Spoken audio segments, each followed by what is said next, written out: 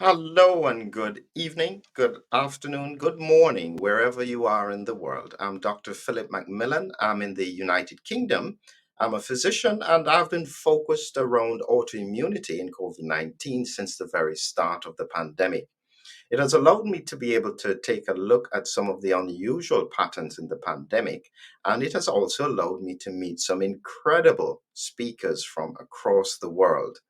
And today is no different. We have got an incredible lineup of speakers over 2 days. So it's 12 speakers in all, five today, seven tomorrow. In terms of the presentations, it will be myself and Joachim Gerlach from Medicinals who will be doing some of the questions, and we'll be taking questions from the audience as well. And so our focus will be on trying to deal with some of the cutting edge science around what could be happening in COVID 19 in terms of disease presentation, adverse events, and lots of complications that could be on the future. Remember, this is a scientific discussion. And the thing about science is that it asks difficult questions, even when they may not necessarily be convenient. So before we go any further, and we'll let each speaker introduce themselves when they come on, but I'd like you to introduce you to our co-presenter, Joachim Gerlach, and he's going to say a few words and make a short presentation himself just at the start of the conference. So, Joachim, how are you? Are you doing okay? Thank you so much, Philip. Yes, welcome everybody to the fifth long COVID and post-vax conference. And I'm very proud that we have such distinguished and knowledgeable experts today and tomorrow on the panel and on as speakers. So just a short background as to myself. Maybe you want to share the slide, Philip, so I can go through that. We started early in 2020 with our work collaborating with many of the experts that are presenting today or tomorrow on the conference. And our diverse group has expanded into more than 40 collaborative networks and with 200 experts working in medical sciences, university levels, integrative medicine, including naturopaths, cardiologists, biologists, pharmacologists, and more from other industry domains. We have, on the next slide, you see we have been working extensively. We did several hundred in silico, in vitro, preclinical, and clinical studies on various combinations of molecules and compounds to arrive at the protocols we are currently applying. And a large number of reviewed publications came out of the group of these speakers and our collaborative network. On the next slide, we want to shine a light on, especially in this conference, what are we dealing with? Because many of us, right from the start of the pandemic, were aware of the unnatural origin of SARS-CoV-2. And the data on strange sequences and inserts was very helpful during the development phase of protocols that can mitigate and that's the onslaught to our organisms. The title of today's conference, The Silent Disaster, was chosen because we can observe an unprecedented health crisis manifesting and showing in solid metadata. Here I'm going to give you some overview. On the next slide, you see we have most prevalent the cardiovascular and myocardial disease from thrombosis, microclotting, endotheliitis, myocarditis, fibrosis, heart attacks, strokes, lung embolism, and similar conditions. As an example, here you see one publication showing that leading to myocardial infarction and even death after vaccination. So these kind of cases are showing up everywhere. And if we go to the next slide, the next big field that we want to shine a light on during this conference are neurodegenerative diseases, demyelination disorders, autism, Alzheimer's disease, Parkinson, multiple sclerosis, ALS, and the observed white and gray matter shrinking on MRIs, prion-like diseases. And this can be caused, for one part, by the persistence of spike that has been proven now in many autopsies to be present in the skull and in the meningia of the pathological research.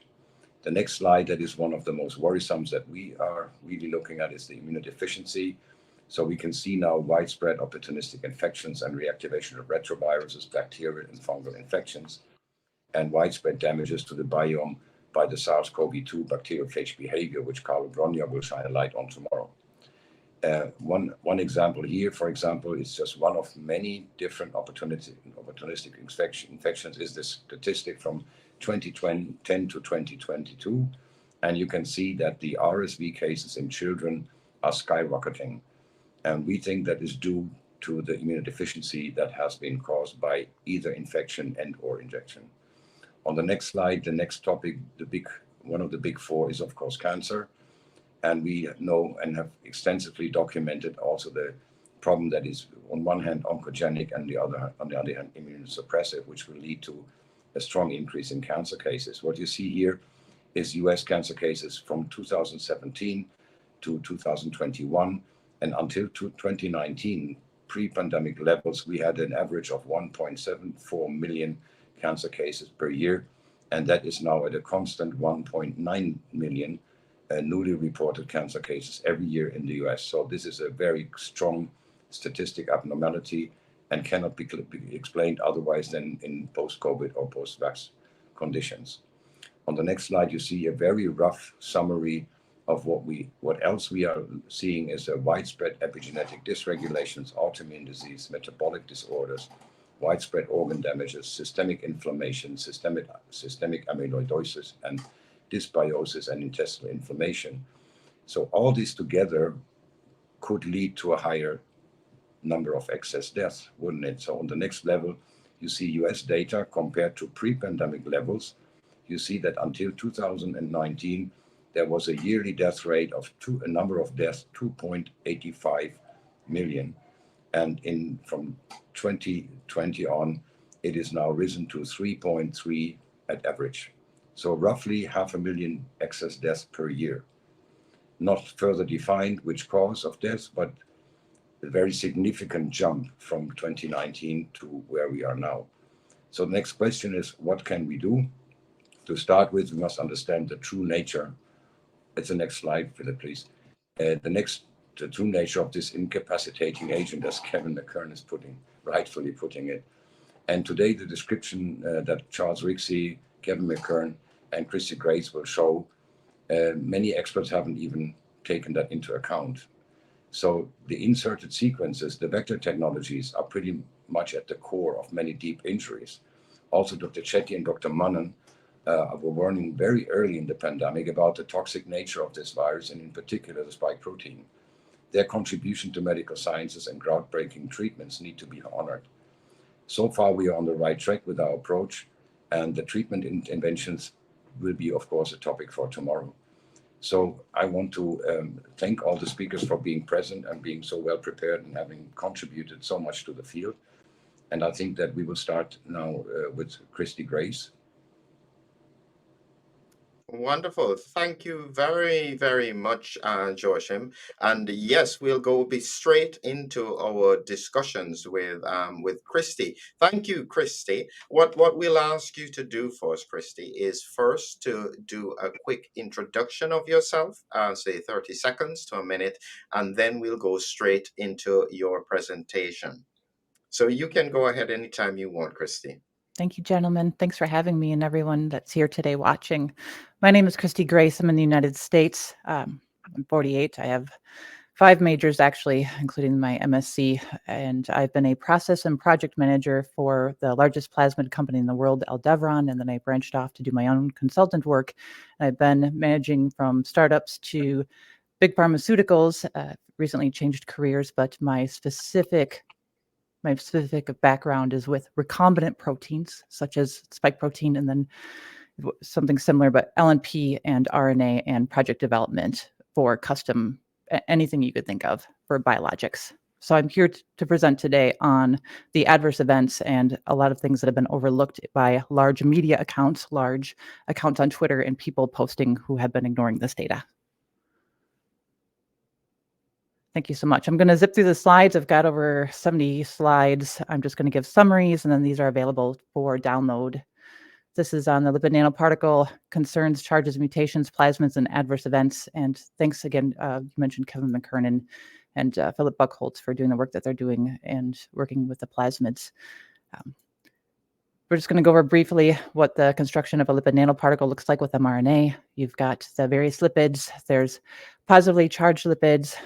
There are PEG, DSPC. We're going to be focusing on the charged particles. The RNA has a negative charge in the center, and that's surrounded by positively charged lipids by electrostatic interactions. And some things have been happening that a lot of people haven't been talking about. There's confirmed studies that the positively charged lipids are causing clots. There's also confirmed studies that if there's an overabundance of these lipids that are positively charged, they'll go right to the lungs and cause adverse events, including clots. So the positively charged lipids, there was a recent study that no one has talked about where they used special analysis and they looked at the lipid nanoparticle with the current injections that are happening across the globe, where the positively charged lipids are mutating the RNA inside that lipid nanoparticle. And this is extraordinarily detrimental. And the one thing that they did not talk about is the exact mechanism and the implications that it would have on the human body, because the mechanism is the same.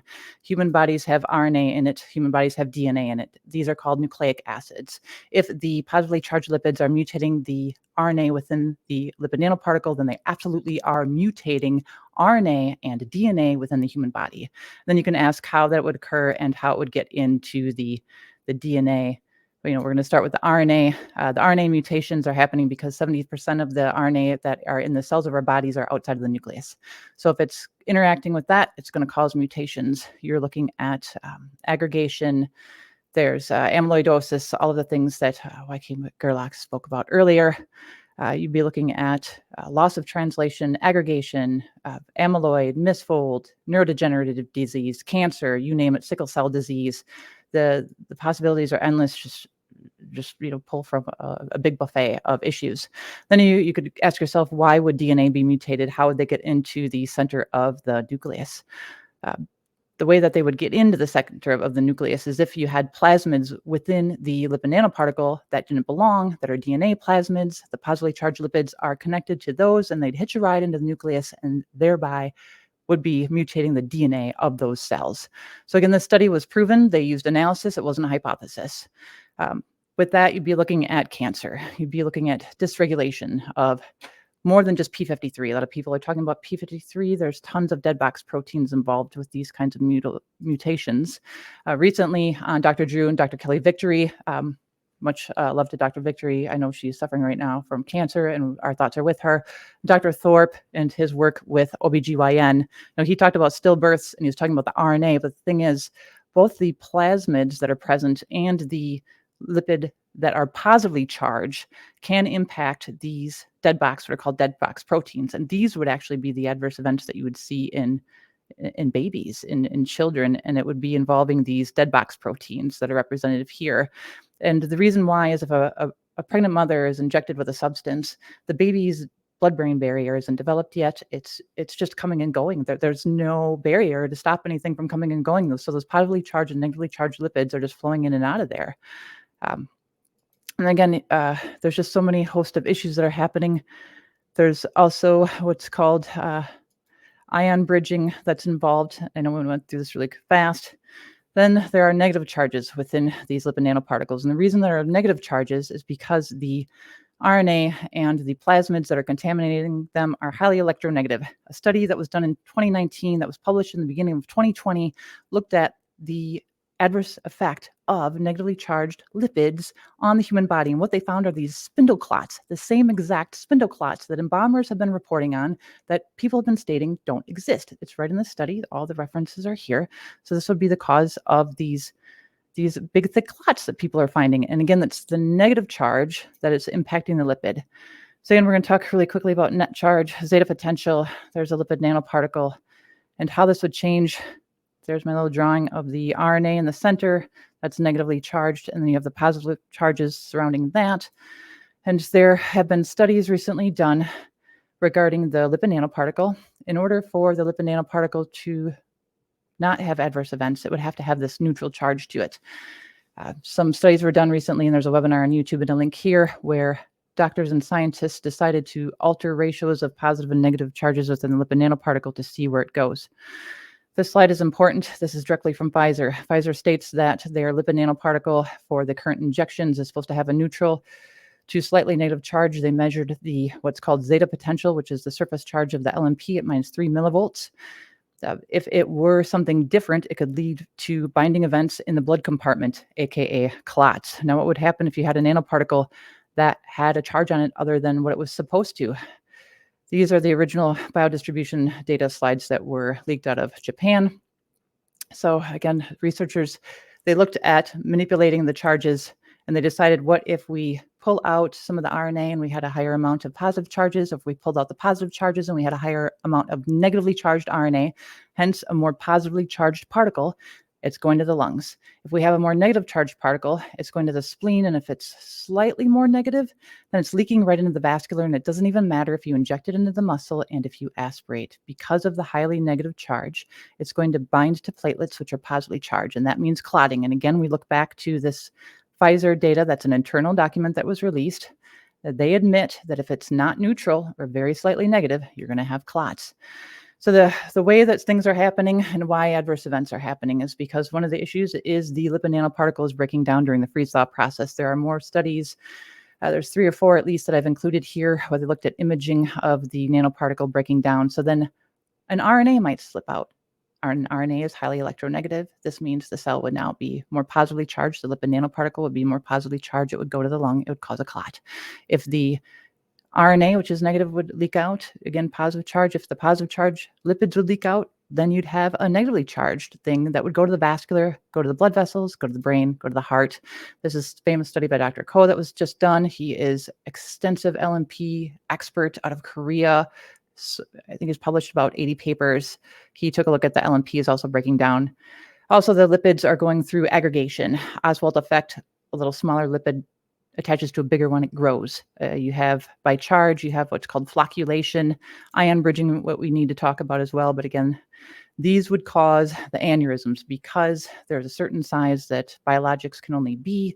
And when the lipids clump together, then you'd have something like this going on, and this would be the thing that's responsible. Another important thing about these contamination is, again, thank you, Kevin McKernan and Philip Bulk-Holtz for plasmid discovery and the lipid nanoparticle. So when the lipid nanoparticle is formed, you've got lipids involved in RNA. But if these plasmids are in there, the plasmids are getting sucked into the lipid nanoparticle, and then that's going to cause adverse events.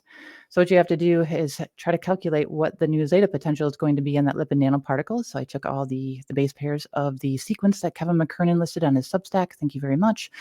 I took a total of that. So the charge on the one plasmid is now a negative 256. And if we plug that into this equation, which would give you the millivolt of the new lipid nanoparticle, you're looking at the minus 40 range. So you're looking at with just one plasmid would get sucked up in the lipid nanoparticle. You'd have what's called DNA, RNA polylipoplex. And you would have a highly negatively charged particle, which would leak right into the vascular and cause adverse events, misfolding, aggregation. There's so many bad things that are occurring here. Here's what would happen is if a piece of the plasmid was surrounded by positively charged cationic lipids, which is almost positively happening, it would get sucked into the nucleus, and then you would have plasmid hitting the DNA, the SV40 promoter that's on that plasmid, but also you have positively charged cationic lipids entering the nucleus. If this is indeed occurring, and then that would mutate DNA and cause catastrophic effects. Also, another thing that's happening, which someone I think is presenting here today, and also Dr. Hazen, is that the destruction of the gut microbiome.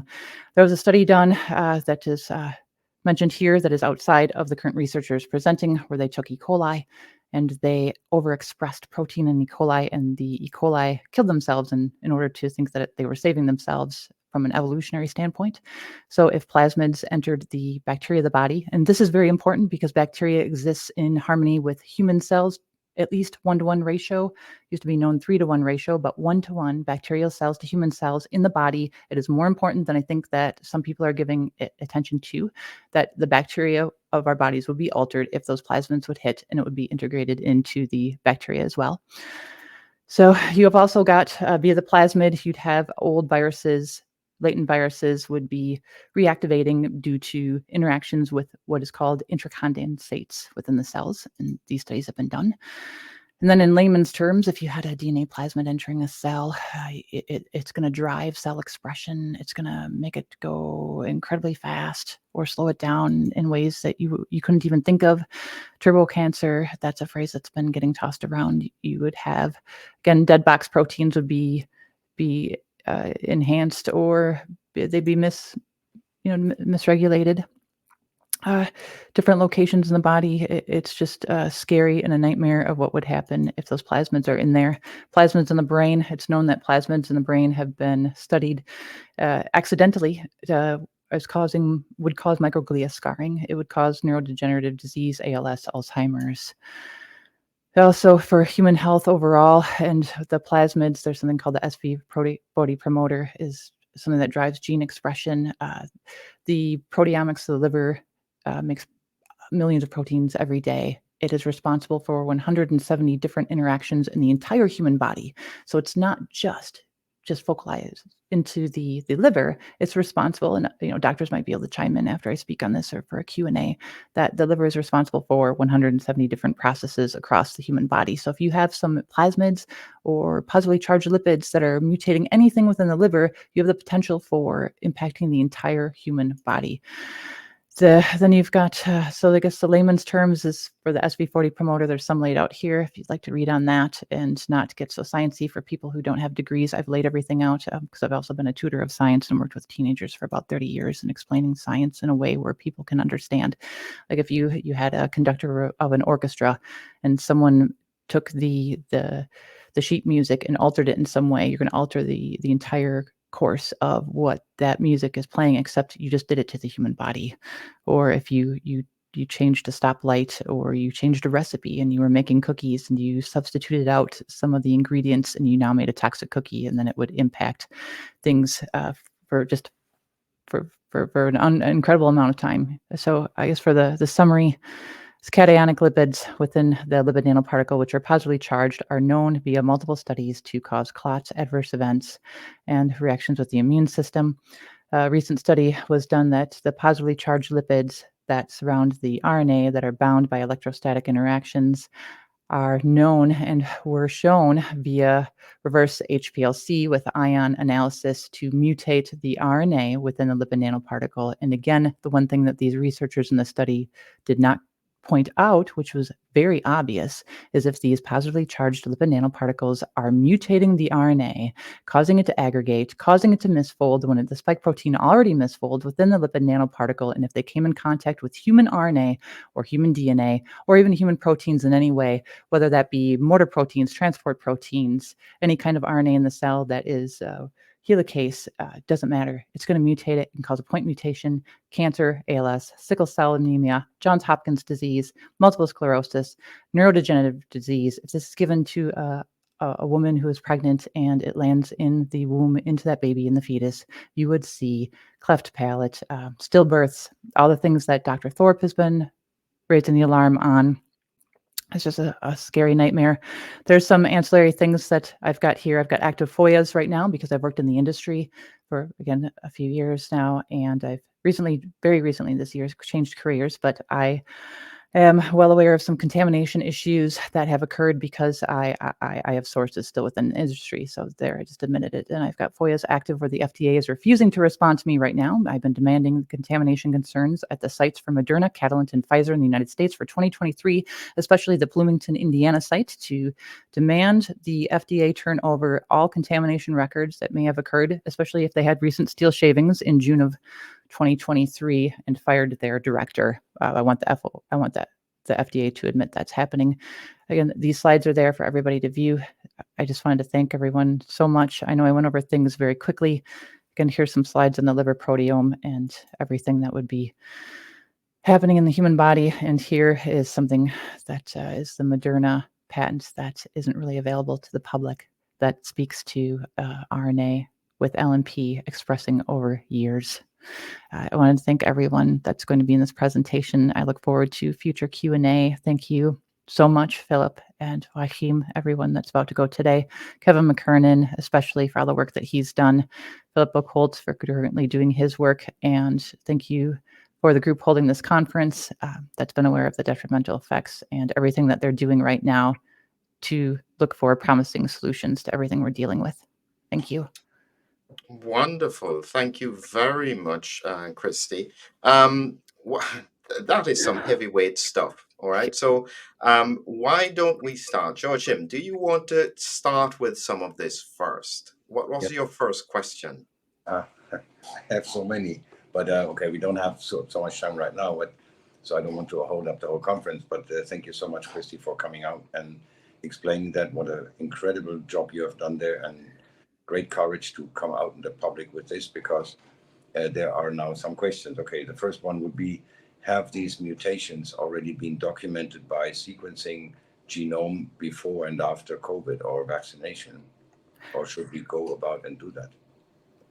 Thanks for asking that. Thanks so much again. I know that Philip Buchholz, Dr. Philip Buchholz, who's in either Carolina, North or Southern Carolina, who's a genomics professor, we've been in contact with. I know currently he has requested tissue, exactly what you're asking for, including testing stem cells to see if genomic integration did occur with the plasmids. He's also aware of the risks. With that being said, I'm not suicidal. Philip Buchholz has also messaged me saying he's not suicidal, and that if he ends up harmed anywhere, that was not intentional, and someone nefarious intent probably occurred. So I think that's probably the case with all of us. We're all in sane mental health and happy and good, and we have no intention of harming ourselves or others.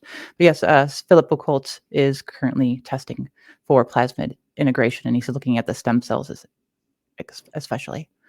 But I don't know, and I can't speak to if any has occurred previously or if anyone has that information. But you're speaking about a permanent DNA integration of sequences of what?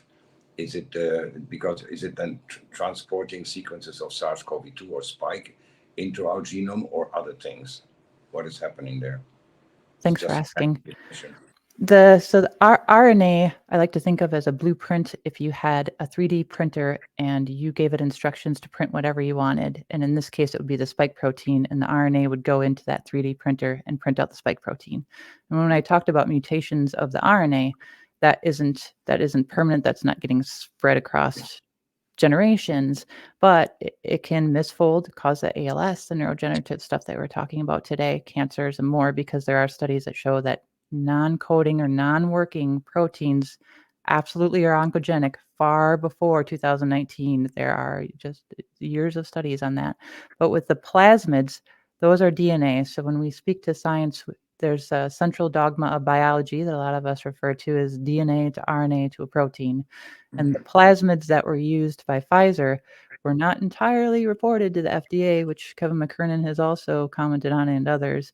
DNA, if it makes it into the nucleus, that plasmid was the plasmid that made the RNA, and it appears that it wasn't filtered out properly. So it's actual DNA that could possibly either change the way a gene is behaving. So even if it didn't integrate, it could change the way something is behaving with regards to all of our cellular processes, all of them.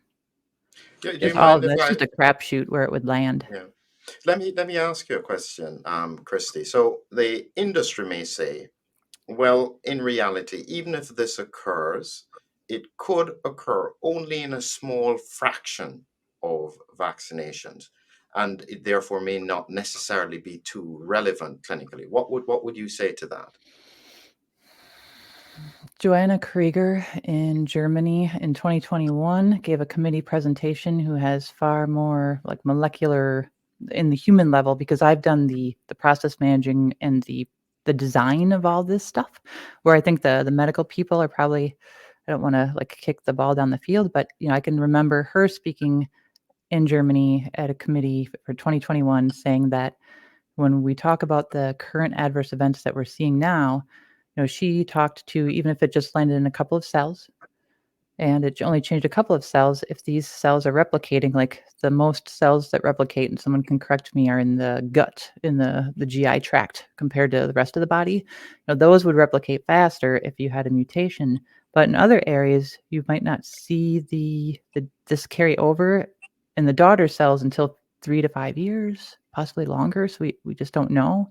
The body might have taken care of it. So I think it's just a combination. I think Kevin McKern's also said, like, where it landed, when it landed, did the body take care of it? Was it with someone who already had a pre-existing mutation? So I have some of the slides like BRCA gene and there's multiple, the CRAS gene. Like if someone already had a mutation present, but they weren't exhibiting symptoms and it wasn't something they would have ever developed, or like if somebody had Hashimoto's or an existing immune system disorder, it could just drive something to be worse. So I think that's a complicated question. And I think alongside others, there's consequences we haven't seen yet. Wow. Scary enough. I hope I'm wrong. Please prove people wrong, or please prove someone proves that it's not. Yeah, I'm worried. I'm just going to take a quick question here, Josh, and before I let you ask your question here. Somebody pointed this out, and I think it's worthwhile. What about the adenovirus vaccines? Now, they use a completely different platform. Yeah. Mhm. Thanks for asking, Susan. Thank you so much. I used to have a Substack and I deleted and I kind of wrote on that the adenovirus vaccines were experiencing clots because there's a negatively charged backbone. If that makes sense, it has if we think of minus and plus charges being attracted to one another. I know that the study that showed the adverse events from the adenovirus vaccine, because it has a negative charge in the virus, it is attracted to things that have a positive charge. And there are people that have mutations, call it platelet factor 4, so PF4, platelet factor 4. They have mutations in this expression of this, and the people that got the clots had more positively charged things going on in their body with the platelet factor 4. So the negatively charged adenovirus bound to the platelet factor 4 and then caused clots. So that's what was happening with those, but they weren't RNA based. So I don't want to say that they're safer. They have their own host of issues. I would assume they would be less compared to everything we're seeing, especially with now that study that I presented today on the positively charged lipids that can still mutate RNA and DNA and have nothing to do with a plasmid. Excellent. I'll ask, let Joachim ask the final question, and then we'll shift to our next speaker, who is Charles. Yes, of course, we have I'm always looking at this from the angle of what can be done about to mitigate these processes. So if it really integrates is a permanent integration into the DNA, then that would be very difficult to treat in any kind of conventional interventions. But to come to the point, the thrombi formation that you were explaining, that is something that is within this group, especially with Dr. Jäger and other practitioners and medics, a big topic. So it would be very good if we could understand better how the thrombi formation is being caused. But these lipid nanoparticles are only there once you have been vaccinated recently. After a while, they will disperse and also kind of dissolve, isn't it?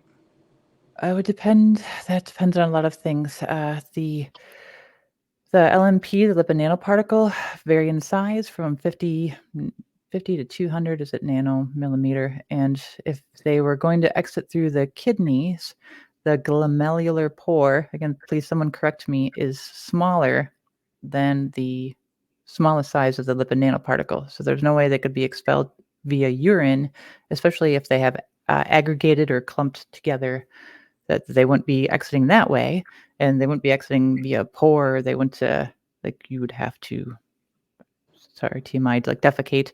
As far as the charges don't go away. So when we talk about a positively charged or negatively charged thing, those just don't go away. And I know that you and I have spoken before about things just kind of docking in, because they're not just going to be free floating forever. They're just gonna stick somewhere.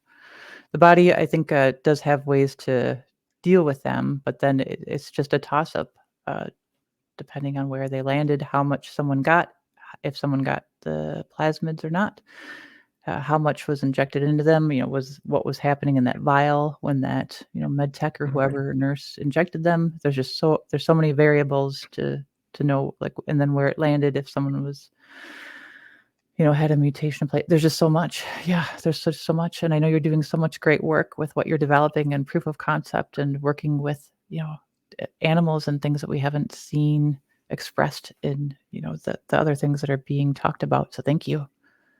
Wonderful. Thanks for everything you've been doing. Thank you.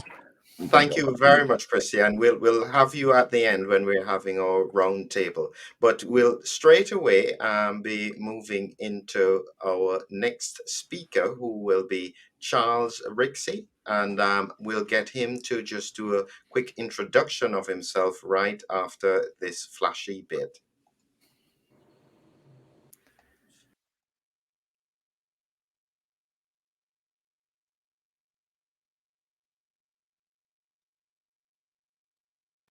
Go ahead, Charles. You can start. We're just not hearing you at the moment. Can you can you say something again? Is your microphone on?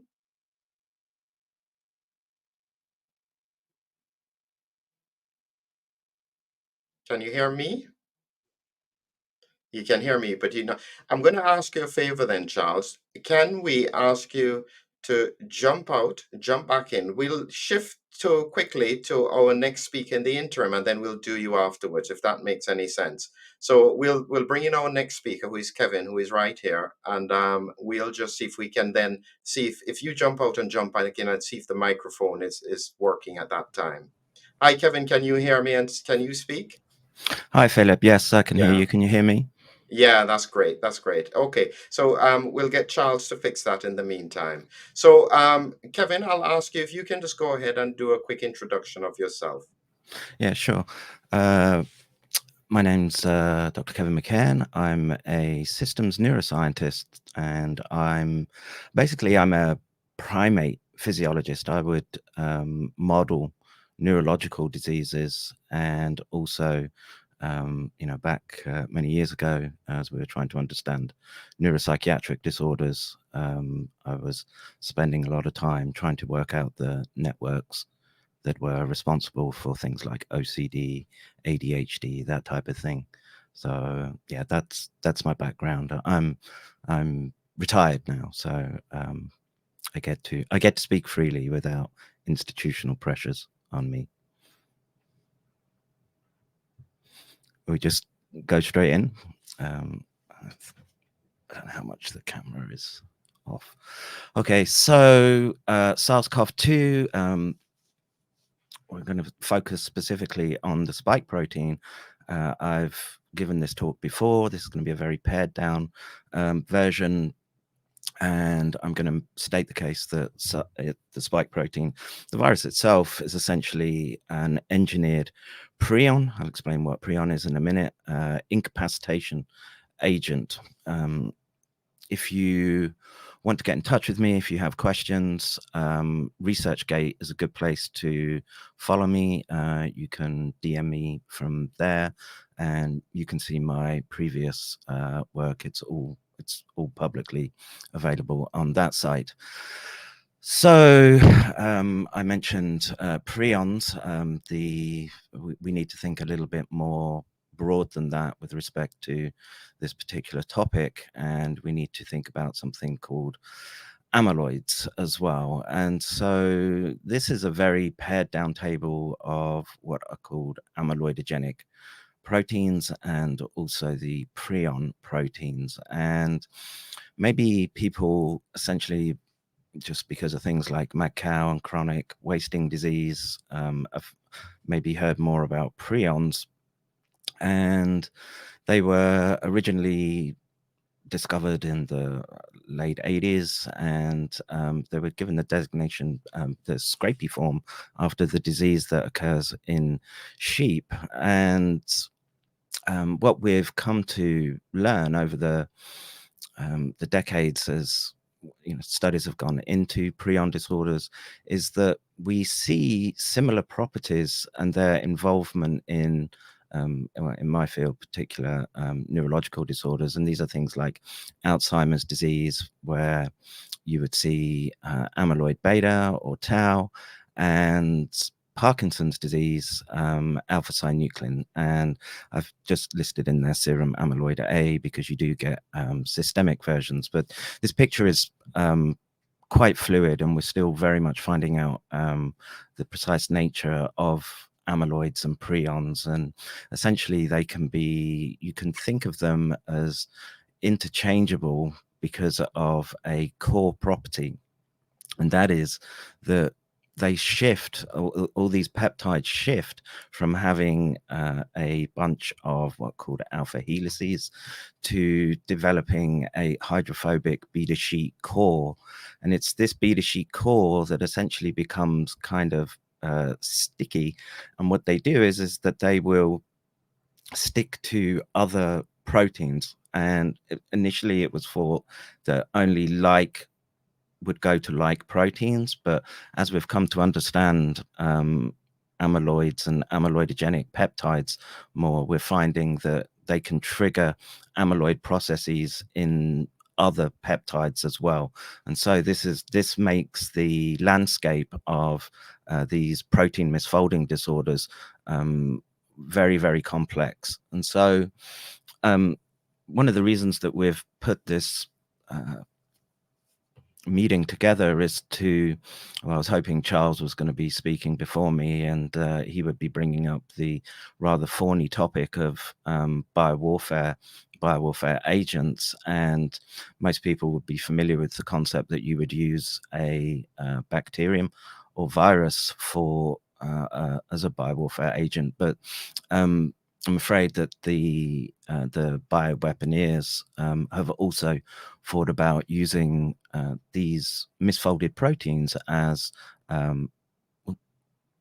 as uh, as biological weapons as well. They're technically called bioregulators, and the simple fact is that they've shown that you can aerosolize the scrapie prion, and you have an active weapon there. Their issue is that they don't disperse very well, and it's difficult to get them to propagate. But the landscape has changed, because what they've come to realize is that these amyloid and amyloidogenic processes can be induced by a whole bunch of peptides, but viral peptides is that's the focus of this talk. And I wanted to just give a quick video of what a prion disorder looks like. This was the first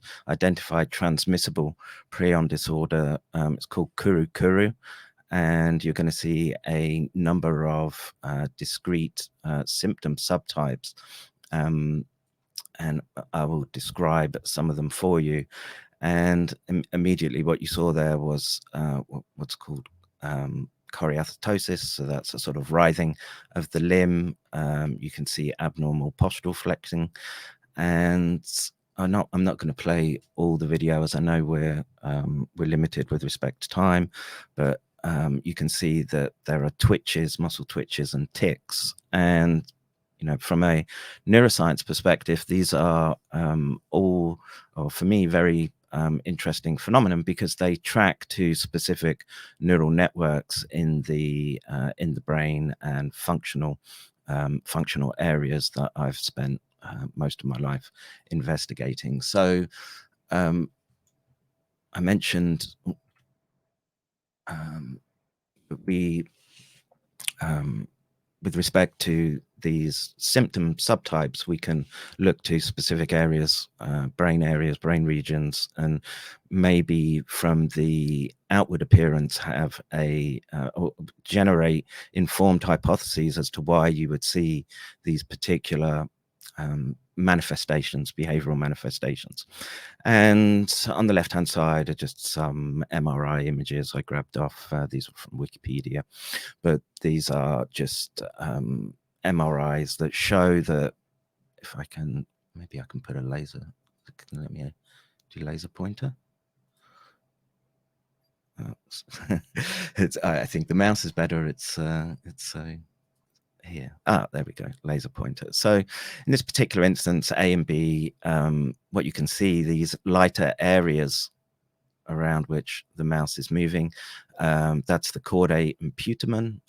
These are classically part of the basal ganglia. And C, you can see these bright lit areas. These are regions of inflammation in the cortex. And there's the classic hockey stick sign of CJD, which is again inflammation in thalamic regions. Now, prion disorders, the CJD family of disorders, bovine spongiform encephalopathy, chronic wasting disease, they're primarily categorized by their appearance microscopically of it's called bovine spongiform, spongy meaning to look like a brain, and you have lots of little holes in the brain as the tissue dies back. Now, I mentioned earlier that with respect to amyloidogenic and prion, I listed a whole bunch of peptides. What we find in this is from a CJD patient. So I took this one from CDC website. You can see here these amoeboid type structures, and this is amyloid. This was one of the, excuse me, peptides that I listed as what was considered distinct and part of a discrete subset of neurological disorders. And this is what I want to try and sort of hammer home, that again, there's a lot of crossover with these types of disorders we're discovering, particularly at these very sort of fundamental and molecular, physiological and anatomical layers. And so with that in mind, within my own discipline, particularly in the last sort of 5 to 10 years, the concept of prion, the proteinaceous infectious particle, has spread to the description of classical neurodegenerative disorders, in this case Alzheimer's, Parkinson's, etc. And the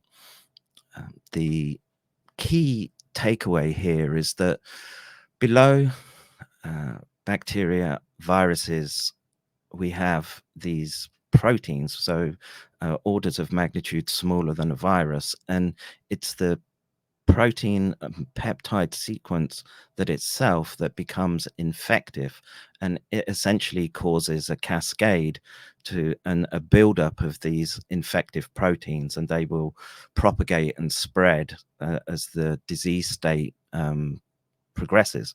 And nowadays we think of all these diseases as all these neurological diseases, Creutzfeldt, Alzheimer's, Parkinson's, there are more, as prion-like disorders.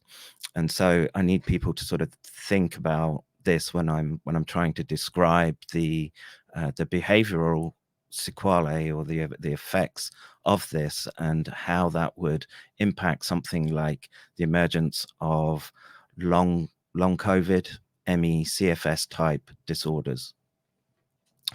So everyone is probably really tired of seeing this picture of SARS-CoV-2, but I just want to use it to help orientate where and what I'm talking about.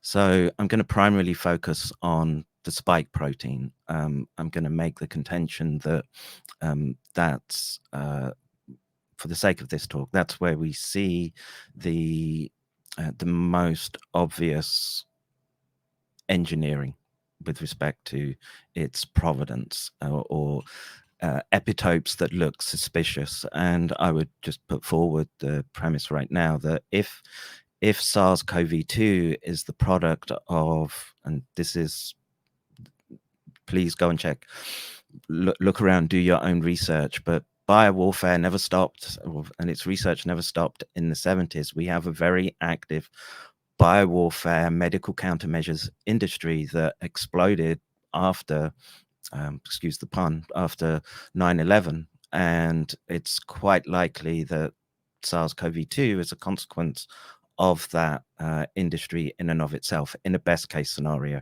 I'll leave it to your imagination what the worst would be. And so we're going to focus on the spike protein, and I'm going to point out where the amyloidogenic sequences are and what that would mean with respect to behavioral consequences, short, medium, and long term. So this paper came out recently, just last month, and so people say, well, SARS-CoV-2 is it's not as serious as the first breakout, and people are not suffering with the extreme symptoms, etc. But the neuroinvasive, or what we could term neurotropic potential, has been identified as being the same. It doesn't matter what the strain is, and it doesn't matter what the initial symptom expression is either. They'll find, of course, this is in laboratory test platforms, that it's capable of passing the blood-brain barrier and lodging itself into the brain parenchyma.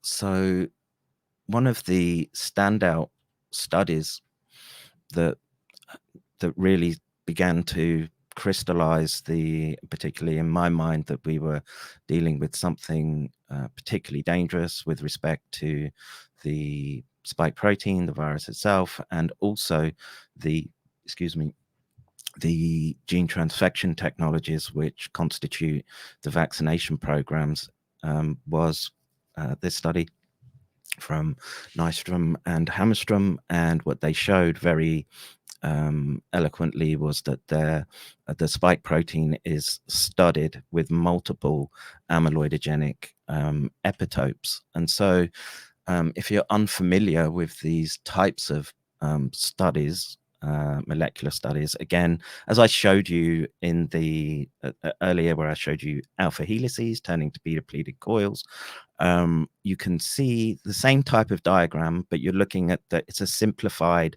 version of the spike protein. And in the bottom row, where you can see these molecular drawings, you can see where I hope it's clear that there are different colored segments on the spike protein. And if we look at well, actually, this is all the spike protein, and what we can see is that there are amyloidogenic epitopes, meaning short sequences of amino acids all the way through the spike protein. Now, well, people ask, well, what's the issue with that? It'll get metabolized and the immune system will deal with it. And what they were able to show in this study is that, in fact, the immune system challenging the virus, the spike protein, in this particular instance, a enzyme called neutrophil elastase, causes the spike protein to fragment and break out like a cluster munition and spread these epitopes through the intracellular and extracellular environment. This is particularly concerning because when we look at SARS relative to the other SARS-like virus, meaning MERS and the original SARS, what they've highlighted here in red is that the sequence for neutrophil elastase to bind onto is significantly longer than the previous iterations of SARS and MERS. And again, I would, in light of the existence of the biowarfare medical countermeasures industry, I would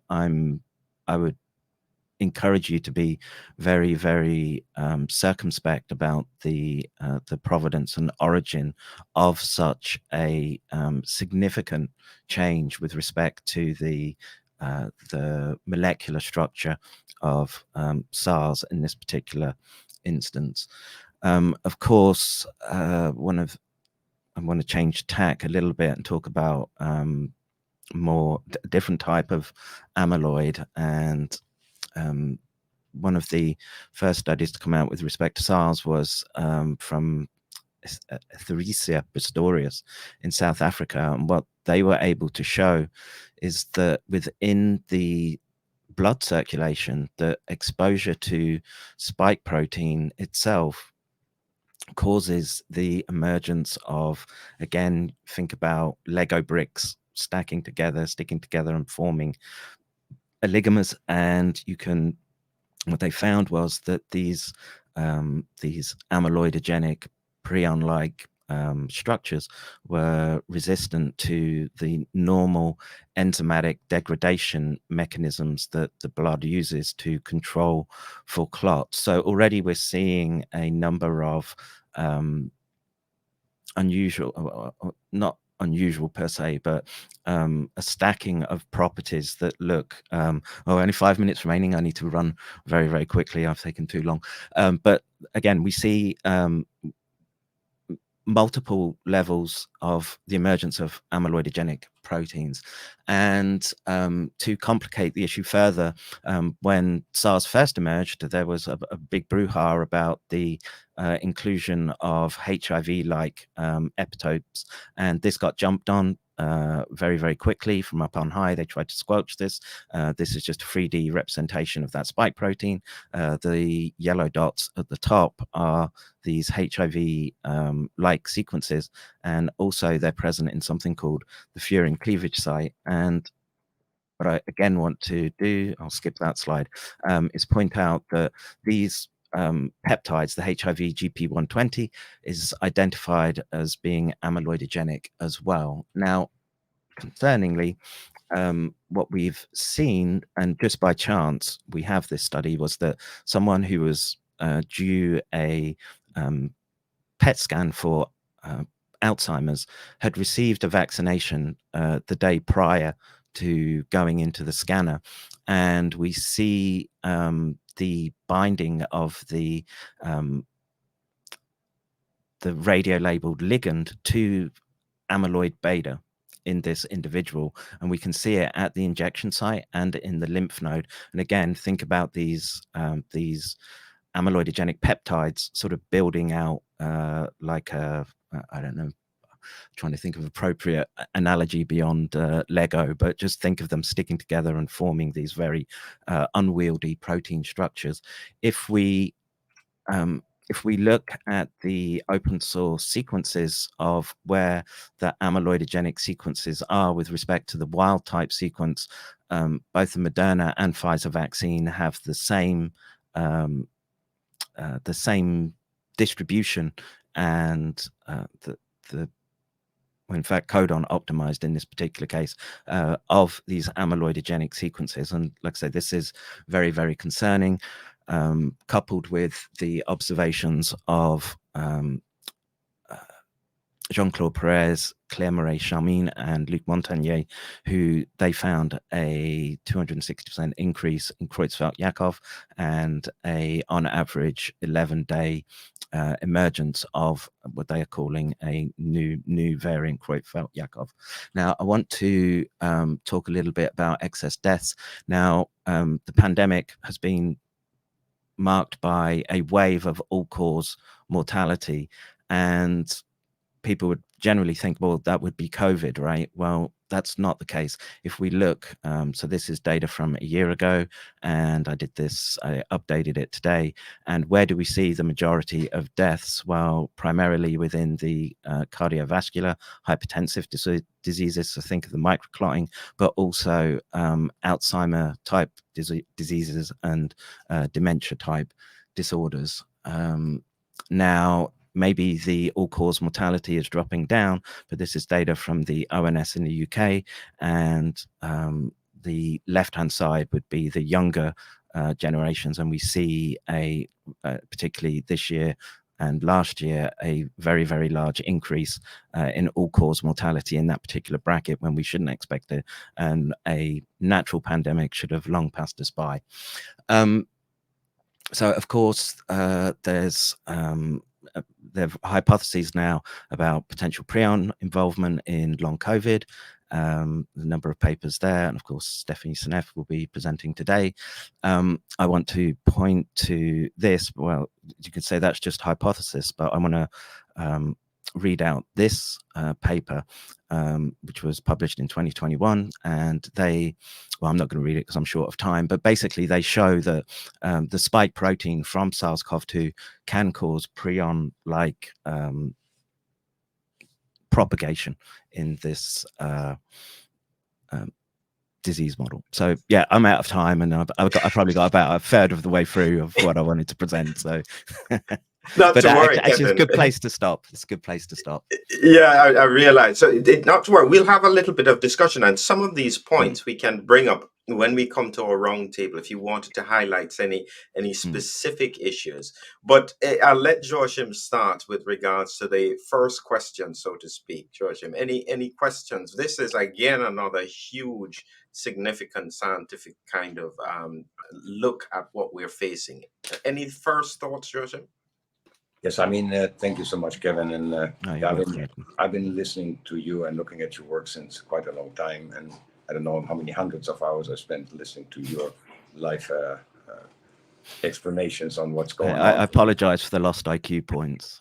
No, no, it's not fine. And so, yeah, maybe the, it needs to be understood.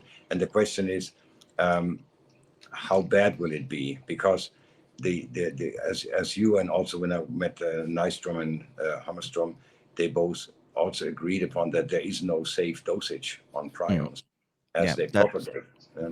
mm, that's a sort of axiom within neuroscience that there is no safe dose.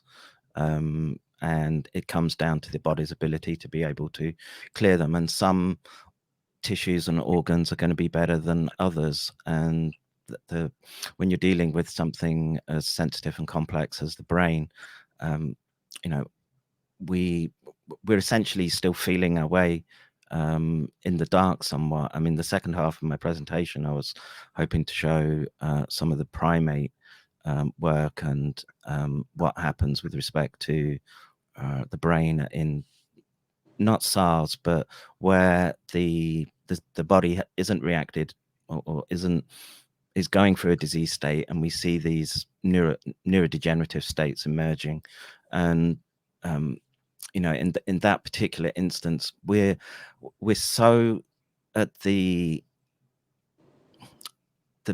base of the mountain with trying to get a understanding here with what's going on, how the body deals with it. And all I could say is that there's going to be a spectrum of responses. Some people will be acutely sensitive to it, and some people are just not going to have any issue at all. And the example I give is allergies.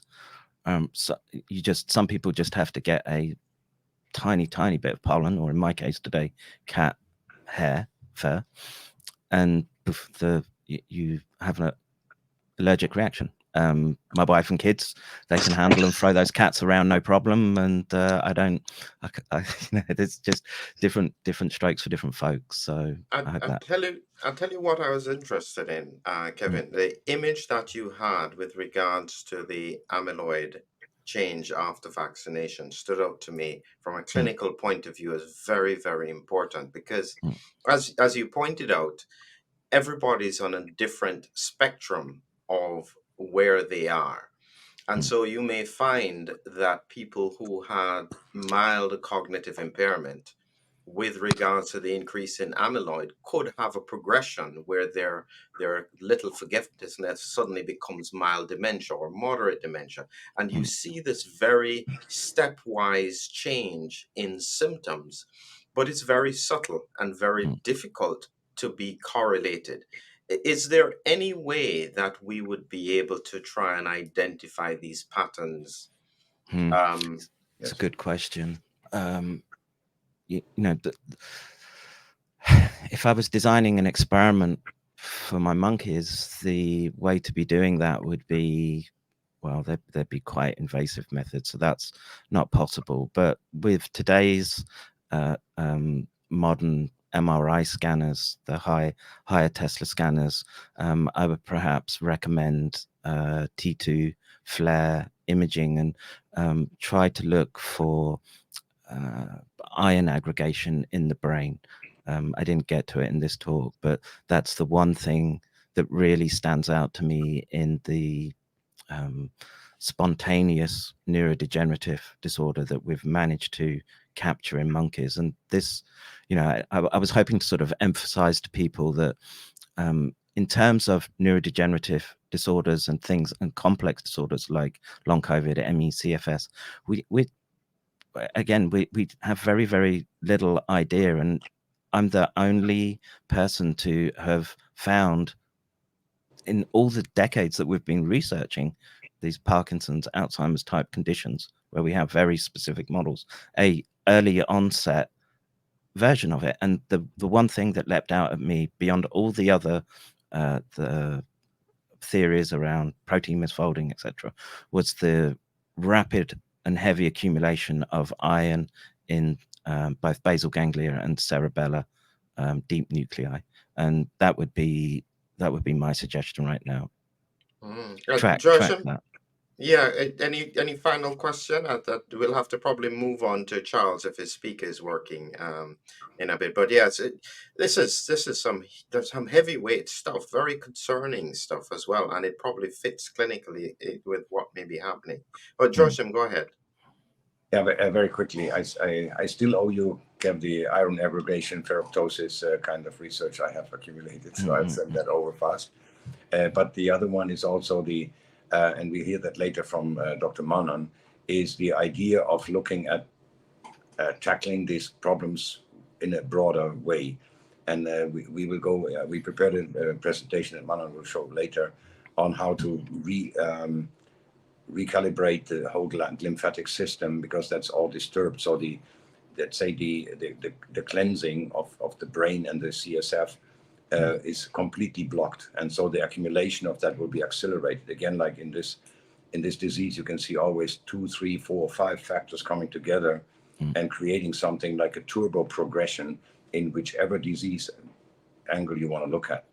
Yeah, but then I won't ask many more questions. We do that later at the round table, maybe after we also have listened to Manan. And let's move on to the next speaker. Sure, Wonderful, wonderful. Thank you very much again, Thank Kevin, you. and we look forward to having you at the next phase of the discussion. So we've got as well with us Charles. Charles, can you say something? Hello? Yeah. Whoops. Yeah, go ahead. Say something again. Can you hear me better now? Yeah. Okay. Wonderful. There we We're go. hearing you Alright. now at the moment, Charles. So, Charles, I'll ask you if you could quickly introduce yourself so that we can get a better idea as to who you are and what you'll be presenting about, and then I'll share your slides for you. Well, I have I can present them if you need. I have it It's loaded just up that I in here. haven't uploaded them, so it's probably easier for me to do it for you at the moment. Okay. Well, my name is Charles Rixey, and I spent my career in the military in the United States Marine Corps as a chemical, biological, radiological, nuclear defense specialist. And I also worked 8 years with part of that with the Department of State. And so I'm very familiar with weapons of mass destruction, biological weapons in particular. I used to teach this both for the Department of State and at the Marine Corps Seaburn School. And so really, since the pandemic, I've been working with Drastic, which is scientists who really are working like with Kevin and a lot of work in this area. And specifically today, what I'm going to be speaking about is basically SARS-CoV-2 through the prism of gain-of-function research, and how what the implications are for past and long COVID. So,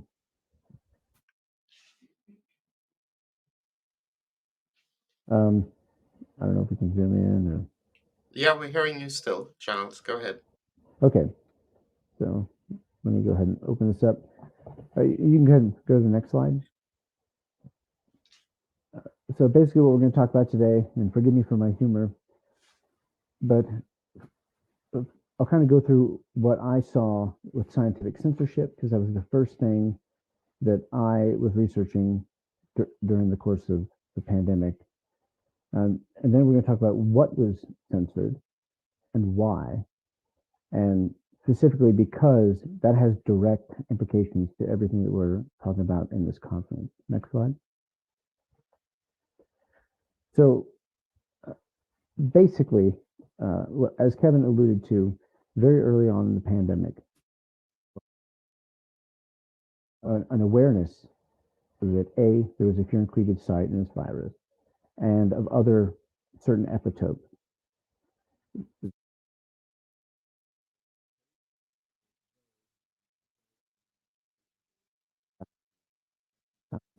Scientists around the world, they understood these epitopes to be bad, and they made decisions not just to hide the fact of their existence.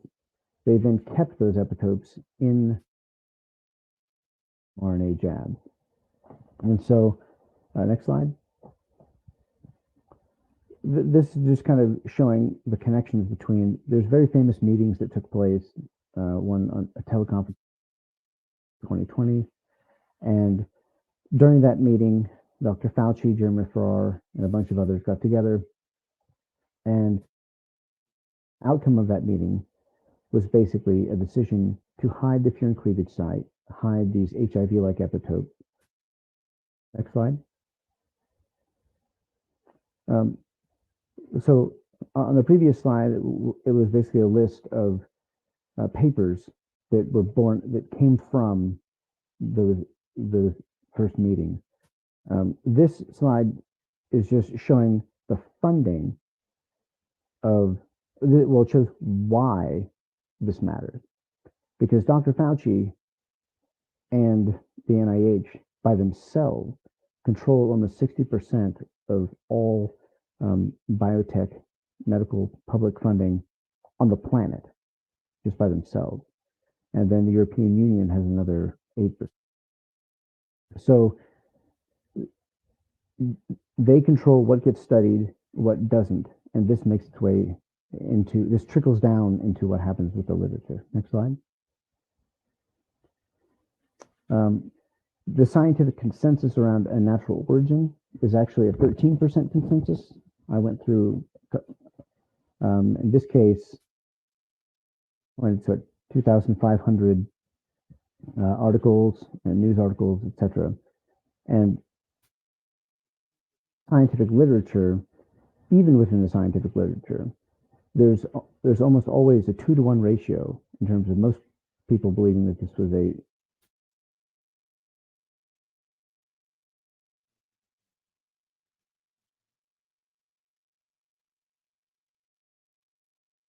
You seem to be cutting out temporarily. Can you just speak a little louder? But just did you want me to move to the next slide? I'll speak louder. All right, so you won't be able to see this very clearly, but what this is showing is that in the top 6 journals in the world, let's see, well, I can't even see it now, but there were, if I remember correctly, 193, I'm sorry, well, basically 97% of articles in the top 6 journals in the world, Nature, Science, Cell, The Lancet, PNAS, out of I think it was about 258, there were only 7 articles that were even open to the possibility of a lab origin virus. So that's all that this is showing. Next slide. All right. This is where I took all the articles that came out, and basically what I showed is that the narratives that they had in the scientific literature, they came in a series of waves. There was a big push at the beginning, but then it was only after March of 2021 when they realized that the lab origin narrative wasn't going to go away, and so you kept seeing these efforts. And every time that bad news came out against the natural origin, they would come out with a flood of papers to go against it. Next slide. I'm not going to have time to really go through this, but this is just showing the intensity of the bias for various publications. And you can see the 6 major journals highlighted in red. You see Nature at the top, Science. And so the number, as you go up along the x-axis, that's the number of articles on that or in that journal or publication. And y-axis shows the intensity of the bias. I'm sorry, the x-axis. I think I said that backwards, but the intensity of the bias is along the bottom. And then what we see is basically that newspapers and TV and independent journalism, for the most part, by a 2-to-1 ratio, leaned in the lab origin, and almost entirely in the scientific literature and in the top scientific literature that we saw this massive suppression of anything else. Next slide. This is just an example. I went and I took, basically I showed that there was artificial exponential increases in followership amongst various scientists on Twitter, as well as suppression at the same time of other scientists. And so this is just an example of that. Next slide. All right, and so now we're going to move into what they were wanting to censor. Next slide. So as Kevin alluded to, there are two specific pieces that we, not just two, but these, the furin cleavage site, and then what are called like the HIV inserts, that were the first discovered on January 31st. Further research later on showed just these inserts. Luc Montagnier and Jean-Claude Perez showed that there's actually entire much longer sequences that were homologous with various HIV sequences. Ones that we're going to focus on. And now, first, we're going to talk about furin and shows why furin is important. In the original SARS virus that emerged in November of 2002, receptors that it targeted were ACE2 and TMPRSS2. And you can tell that what parts of the body that the cell tropism the virus has. And then for SARS-CoV-2, you can see that a massive difference with what furin is capable of, the tissues that furin is capable of entering. In fact, I believe it was Stephanie Seneff in a video. SARS-CoV-2 uniquely can enter into 28 out of 55 human cell tissues, and that is unprecedented in human history. Next slide. This is just showing that for 6 weeks after this teleconference, they continued to hide the evidence of the furin cleavage site and of these HIV inserts. I went through and I made a list of every article that was written by the attendees of these teleconferences, and out of 33 articles in those 6 weeks, none of them mentioned the furin cleavage site. They waited until what was an article called "The Proximal Origin of SARS-CoV-2" came out to have that set the narrative. That made a very big negative difference. Next slide. And so why does this matter? Well, the furin cleavage site has always been removed from vaccines.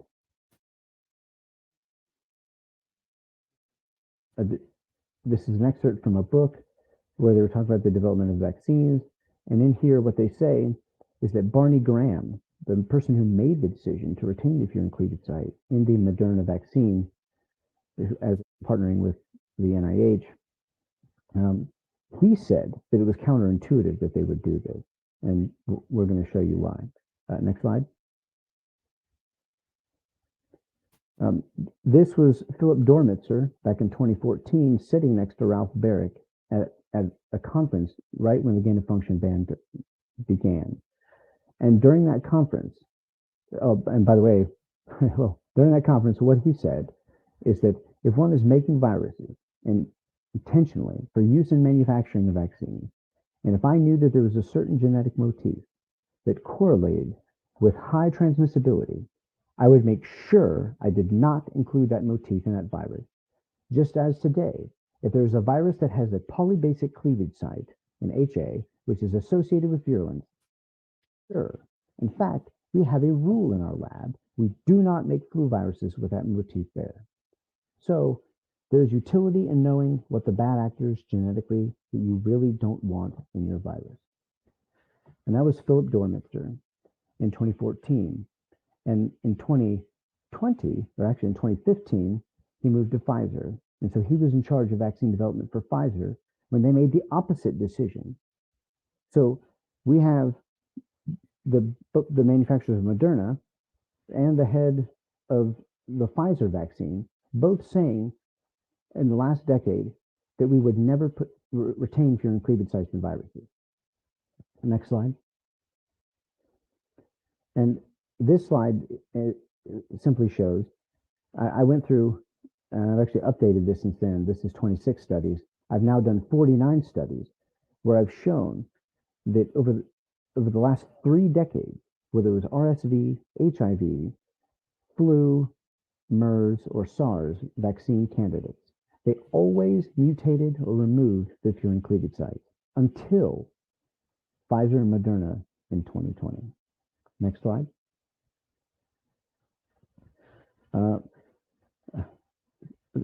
I put this as collateral damage. Why does this matter? Because just Moderna and Pfizer produced almost 9 billion doses. I don't remember exactly how many were administered, but we're talking in the billions of people. And so what the rest of my brief conversation, we're going to show, well, next slide. All right. So one of the other things that they hid, one of the many types of drugs that they hid was what's called peptide fusion inhibitors. And the reason that they hid this is because the SARS-CoV-2 is what's called a class 1 fusion protein in terms of a fusion protein virus. One of the homologous regions that it shares with HIV, China and other countries have shown in vivo and in vitro that peptide fusion inhibitors stop SARS-CoV-2, and they found that it also works against HIV, HIV-2, SIV, and all of the Omicron variants so far. Next slide. This is just another list of studies showing the Chinese research going back through, well, for decades, showing their fusion peptide inhibitor research. And once again, this is just one of the classes of drugs that we're talking about. Next slide. Still no plan to research fusion inhibitors. This is BARDA's strategic plan through 2026. Next slide. Why does this matter? Because Dr. Fauci just dispensed $577 million to 9 centers to study different antiviral drugs, and $0 of that is going to go towards fusion peptide inhibitors. Next slide. All right, so last is implications. Next slide. So all this is simply a timeline showing various studies along the path that could have produced all the science necessary to produce a virus exactly like SARS-CoV-2. And I've included who did it, the collaborations between all the scientists, etc. Next slide. Why is this important? Because the HIV inserts that were discovered by Pratt et al. On January 31st of 2020 also happened to be, not by accident, 4 of the most important antigenic epitopes within the virus. Next slide. Slide. I don't have time to go through all this. All right. Next slide, actually. I'll explain.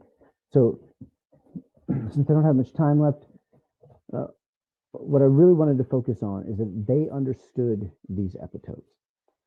And we know this because in addition to the furin cleavage site, they also, in looking at all of these things, they knew about these HIV inserts. They said that possible that these epitopes could be of value, but here, in looking at their own studies, it shows that they would always remove these bits from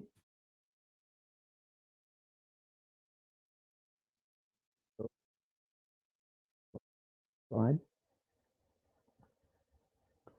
This is just another study, once again showing where they would be removing epitopes. So when they make vaccines out bits and pieces that were nasty that they didn't want to keep. And once again, the opposite occurred with the SARS-CoV-2 virus and in the vaccine. Next slide. This is just another of the same type of study. Next slide. Another one. Next slide. Like I said, I just want to show you that the evidence does exist out there.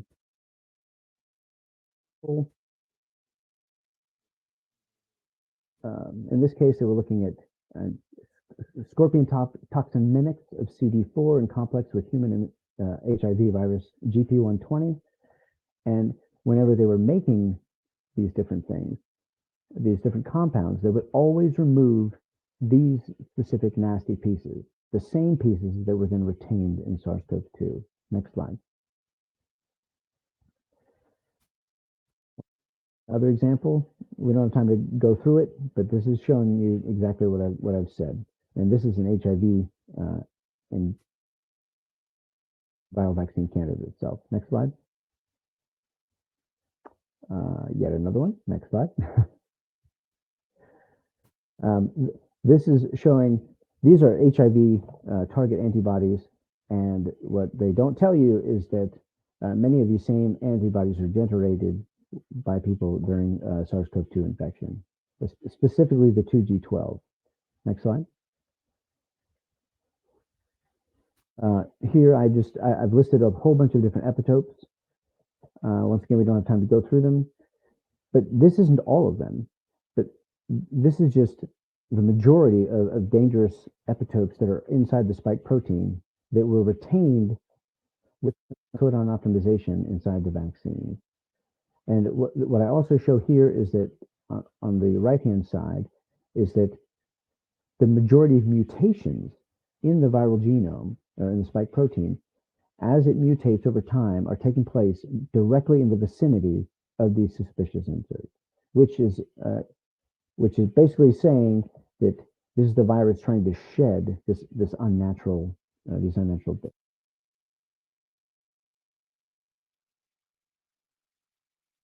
Next slide. All right. So just real quickly, just in 29 amino acid sequence, I think 29, my math might be wrong. Yep, it is wrong. But in this short sequence, it's consecutive and there's 4 bad bits.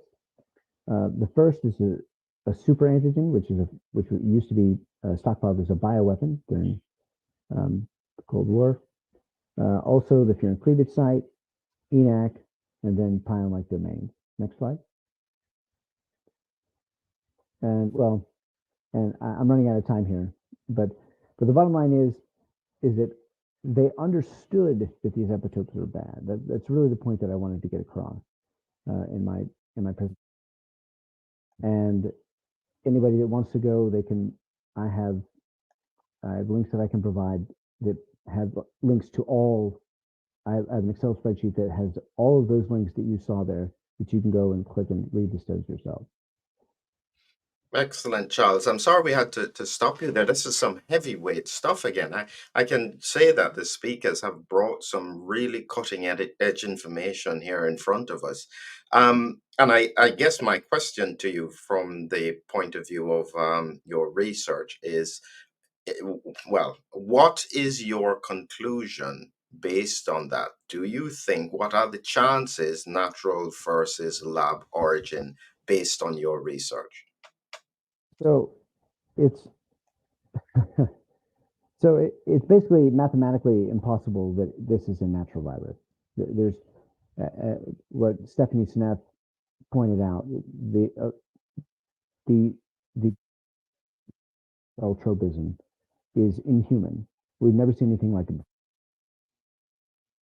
Wouldn't see evolutionarily, a virus would never need that many different tricks to be able to infect a person. So everything that we see leads us to furin cleavage site, and these inserts are driving, at least in terms of the spike protein, are driving a lot of the long COVID type stuff that we're seeing. In it, I shouldn't say it, not a lot. In addition to what Christy Grace was talking about, but spike itself within the infection, you're seeing immune suppression, and that is really what we have to stop, because that's the target of this virus. And so, one of the reasons I love what you guys are doing is that you're looking holistically at this problem. I think that's absolutely the best way to go about it. Joachim, any question? You're muted at the moment, Joachim. I'm very sorry. I didn't want to disturb you. Thank you so much, Charles. First of all, I know that you have been sacrificing practically your life to bring this together. And in the group Drastic, and what you have done is of very, very incredible value to all of us. And I think I would have a very quick question. One is, which I didn't understand, the furin cleavage site, is it still fully functional in the version of the vaccine? From what I've understood from the research that Dr. Richard Fleming did with Luc Montagnier and others, there's so many different aspects to this, because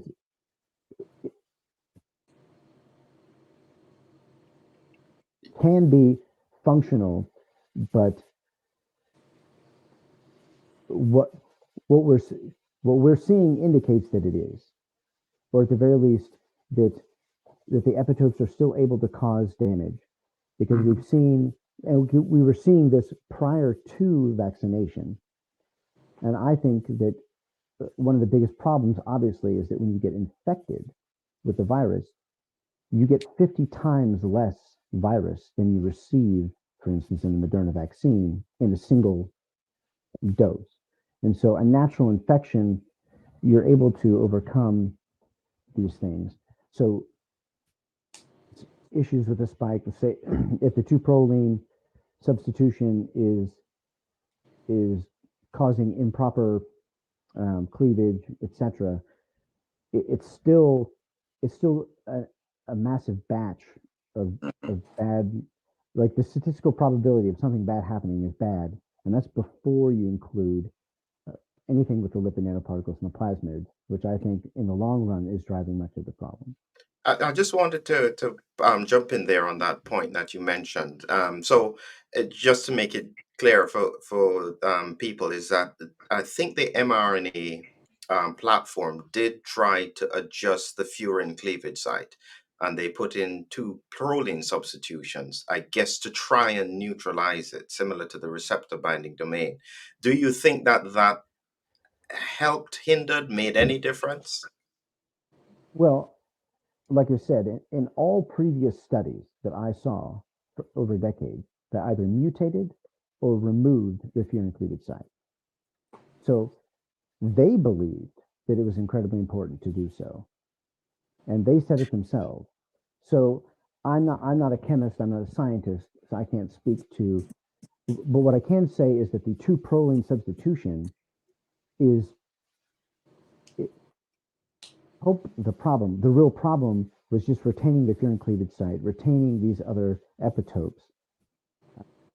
Proline substitution is just an excuse to have it stay in its pre-conformation or pre-fusion conformation. I don't think that I don't think it was a plus, because they shouldn't even have just used the spike protein if they were going to vaccinate. So in any situation, it's bad, but it's the retention of the furin cleavage site and these other epitopes that really makes the spike as bad as it is. Wow. A final question to you, Georgia. Yes, I have one really important question. I've been looking at the list of these dangerous epitopes since early in the pandemic, and you have added an enormous amount of additional, let's say, questionable inserts. And so, are you aware of anybody in the industry from the pharmacological side that is looking at these epitopes and all these GP120 like inserts and whatever, just name it, in order to try to develop compounds or interventions that can help mitigate the problems caused by this funny protein? The short answer is no. In fact, what I've been hearing is the exact opposite.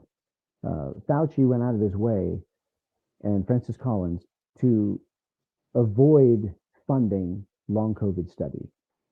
And I spoke with people from different labs across the world, but especially in the United States, who were saying they were trying to do studies on long COVID and PASC and look into these epitopes and stuff. And just like with the fusion peptide inhibitors, what we saw was that they were, instead of funding these things, they're pushing attention and funding away from all of these problems, just like they're doing with the lipid nanoparticle and the plasmids. So shouldn't we take this as an occasion to call anybody that is listening and capable and has deeper understanding of sequencing and of molecular biology to give us a hand in understanding, modeling, and finding out what exactly the epitopes are doing and how they might be mitigated by certain compounds or interventions? Absolutely. I think, like as I said, what I like what you guys are doing is you're looking at this holistically. You've been doing it since the beginning, and I think that's absolutely the best approach to this.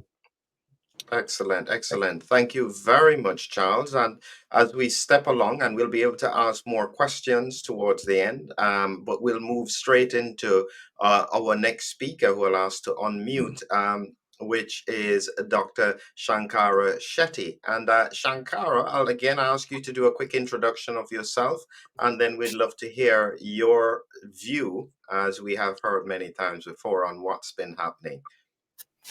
Thanks, Philip. I'm Dr. Shankara Chetty. I'm a general practitioner and natural science biologist, and I've been observing clinically the presentation of COVID, long COVID, and some of the vaccine injuries, and trying to bring understanding to it, to understand the pathophysiology and figure out some treatment interventions. It's been a long journey, and I hope I impact on the general practitioner's ability to treat a lot of the side effects or effects that we see. All right, go ahead, Shankara. You can go ahead. Are you going to be sharing something, Shankara? Yes, I want to share my screen, Philip. And Okay. What we'll do, can you, it may take a few minutes to upload. Did you by any chance send me an email with it? yes, there's PDFs on an email, Philip. You sent me an email. Yes. Okay, But I there's will many. get it up. Yes, I will get it up for you. Is it the hypersensitivity? So I will bring it up. It's probably easier for me to share it. There's And many PDFs there, Philip. oh, right. Which one do you want me to share? I'll start with one, and each one's a PDF. Okay. I'll get them in place for you. And so you can just keep generally talking while I get Okay. this ready for you. Okay, let me just get back to you. There. Okay. Philip, the understanding of hypersensitivity, just a journey through what I've done with COVID itself. Uh, in early 2020, I started examining patients, and like every general practitioner, any doctor does, when a patient presents with an illness, we examine the patient, and from the clinical presentation of the illness itself, we try and figure out what the underlying pathophysiology is, and of course, institute treatment appropriately. So every patient is basically a clinical trial. So we suspect the disease that the patient has from the clinical symptoms, and then we do a clinical trial. And if we have good speed to recovery, then we tend to think that the hypothesis was correct. And this was the methodology I wanted to use when it came to understanding COVID illness and understanding the way it presented with symptoms and the way to negate that. With an understanding of hypersensitivity, uh, just a broad understanding, hypersensitivity is triggered by allergens or antigens and can be toxins or proteins that are from bacteria or viruses. They can trigger an immune response. from there we go, understanding hypersensitivity, they are mediated by immunoglobulin E. And this requires a previous exposure. Type 1 reactions, they're very rapid in onset, like a bee sting that you're allergic to, and very aggressive with mast cell degranulation, and they lead to a chemokine storm that increases vascular permeability, causes edema, and we all know about the swelling of the face and the throat and things like that. We, as GPs, know how to treat that. It requires specific interventions to mop up those cytokines and to turn off that immunologic tap. Type 2 reactions are rapid in onset, but not as aggressive, and involve chemical mediators like platelet activating factor, and so cause microclotting, and of course chemotaxic factors that result in inflammation and coagulation. Both these reactions, if left untreated, spiral into complications as they attract more and more cell mediators and cells to the site of the problem. And bringing those cell mediators to that site results in injury that results in a longer term of recovery, and requires a lot more in the ambit of treating that patient. So when it comes to these kind of reactions, quick intervention is absolutely important. Now, I separated my presentation out into the first and second wave. The first and second wave, clinically, the presentation was very unusual. Clearly, it was a biphasic illness that seemed to change on the 8th day, and that's where my initial publication came from. The clinical presentation in the early viral phase was just a sore throat in both very simple localized symptoms. The first wave presented in the viral phase with a sore throat, loss of smell and taste, simple upper respiratory viral symptoms. And in the second wave, it presented with more gastrointestinal symptoms. And in both these waves, that initial presentation completely resolved within that first week. So I had patients who thought they were over the illness completely. Clinically, well, exercising, back in sport, back to normal life. In both these waves, on the 8th day, there was a reemergence of different symptoms. And that reemergence was very sudden and very aggressive. Patients in the first wave would come in on the 8th day feeling tired, became breathless, and immediately oxygen dependent, whereas on the 7th day, they were perfectly fine. And I found that the severity of the initial viral illness didn't have a bearing on the severity of the second phase of the illness. And its onset and aggression in the second phase drew my attention to a very specific set of pathologies that could cause this. There are only two things that could trigger this kind of sudden aggressive decompensation, and that is usually an allergen or a toxin. So my understanding was that we're dealing with some kind of allergenic process in the second phase that was triggering a sudden release of chemical mediators that were causing the problem, very similar to a anaphylactic or anaphylactoid kind of reaction. This reaction seemed to be occurring in the lung. Now, remember, in the first wave, the viral phase never influenced the lung. Patients recovered. And this second phase suddenly influenced their ability to breathe. Clinically observing these patients, they had no fluid in their lungs. They could inhale easily. They had no obstruction to airflow, but there was a limitation to the elasticity of the lung, and so they couldn't. They had no way to take a deep breath, basically. So let me just. They had no way to take a deep breath. So it required from me to consider how to treat this if it was an allergic reaction. And my theory underlying this presentation was I'm likely to be dealing with the type 1 hypersensitivity kind of reaction. And understanding a type 1 hypersensitivity reaction, the treatment intervention usually involves steroids, antihistamines dependent on the target tissue. We have different antihistamines that affect, or histamines that affect different tissues, and different antihistamines that need to be used depending on the target tissue. Leukotriene inhibitors, because leukotrienes are released in this type 1 reaction. Mast cell stabilizers, platelet activating factor, though platelet activating factor is not a very common or secreted in any quantity.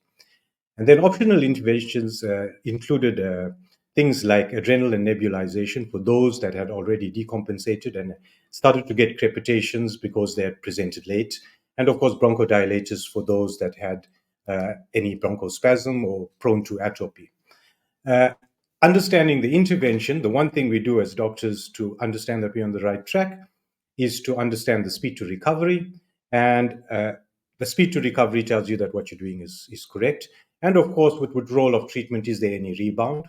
Now, in the first and second wave, I found that when patients decompensated on the 8th day, if you were quick and aggressive in your treatment, the clinical recovery was almost immediate.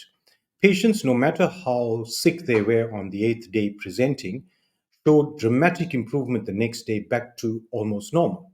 So this shows that there isn't very much cellular involvement in the inflammatory process, like in a type 1 hypersensitivity reaction. However, if you leave a type 1 reaction with this chemical storm unchecked, like in late presenters who didn't get to me on the 8th day, you find that it spirals and it causes a chemotactic release of mediators and, of course, inflammatory cell involvement, and that requires a longer course of treatment, and there'll be some sort of injury persistent from that storm. Then we went on to the deadly Delta wave. Now, in the Delta wave, there was a change in presentation of the second phase. The second phase of illness, patients presented with fatigue. It was quick in onset on the 8th day, but it wasn't as rapidly progressive as in the first and second wave, where patients deteriorated within a day. However, I noticed in this wave that we needed a far higher dose of steroids. So the antigen that triggered this reaction seemed to be far more toxic. The speed to recovery was relatively slow. And so when I looked at that, I considered we might have shifted to a type 3 type of hypersensitivity reaction, where we're dealing with an antigen-antibody type of complement that type 3 type reactions tend to address. And with these kind of reactions, there's a production of platelet activating factor in abundance. This leads to coagulation, microemboli in the vessels, and anticoagulation became critical.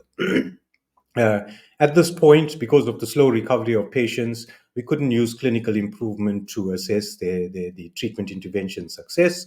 So we had to use biomarkers to gauge the severity of the illness and to adjust aggression of treatment in different directions. Interleukin-6 values were initially raised, followed by CRPs, and then we saw D-dimers go up once the microthrombi started to happen. This required us to add strong anticoagulants to our treatment, the likes of Xarelto, clopidogrel or clopidogrel, and they showed great benefit. But unfortunately, with this wave, if patients did not present early, the coagulation cascade moved on, and the oral anticoagulants didn't work, and they required to have heparin. But of course, with heparin, by the time you got to that point, patients were sitting with thrombocytopenia. And because of the low platelet count, we saw with heparin that we had a lot of bleeds with patients trying to be treated. The change in the pathogenesis was based on the observations, and I thought that we're dealing with more an immune complex kind of illness that was in the Delta wave.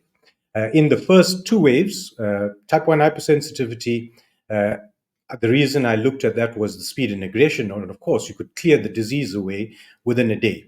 Like a bee sting, you can have a patient well within the day. And of course, I postulated in the first wave that there was some kind of sensitization that occurs to produce IgE in these type of reactions. And we saw in the first wave that people over 55 were more prone to getting the severe part of COVID. And of course, I thought that 55 years and longer ago, these people were exposed to something that sensitized them, and people born in the last 55 years were not. And of course, looking back to try and figure out what that might be, the only thing that I could place my hand on was the wide use of DDT, which stopped about 50 years ago. And that might have been the sensitizing agent. The people below 55 in the first wave would have had relatively asymptomatic infections, but that would have sensitized the susceptible population in this age group up to 55 in the first wave. And so I expected that in the second wave, we'll see younger people die. And that's what occurred around the globe, irrespective of the variant affecting people. That cemented my view that it's type 1.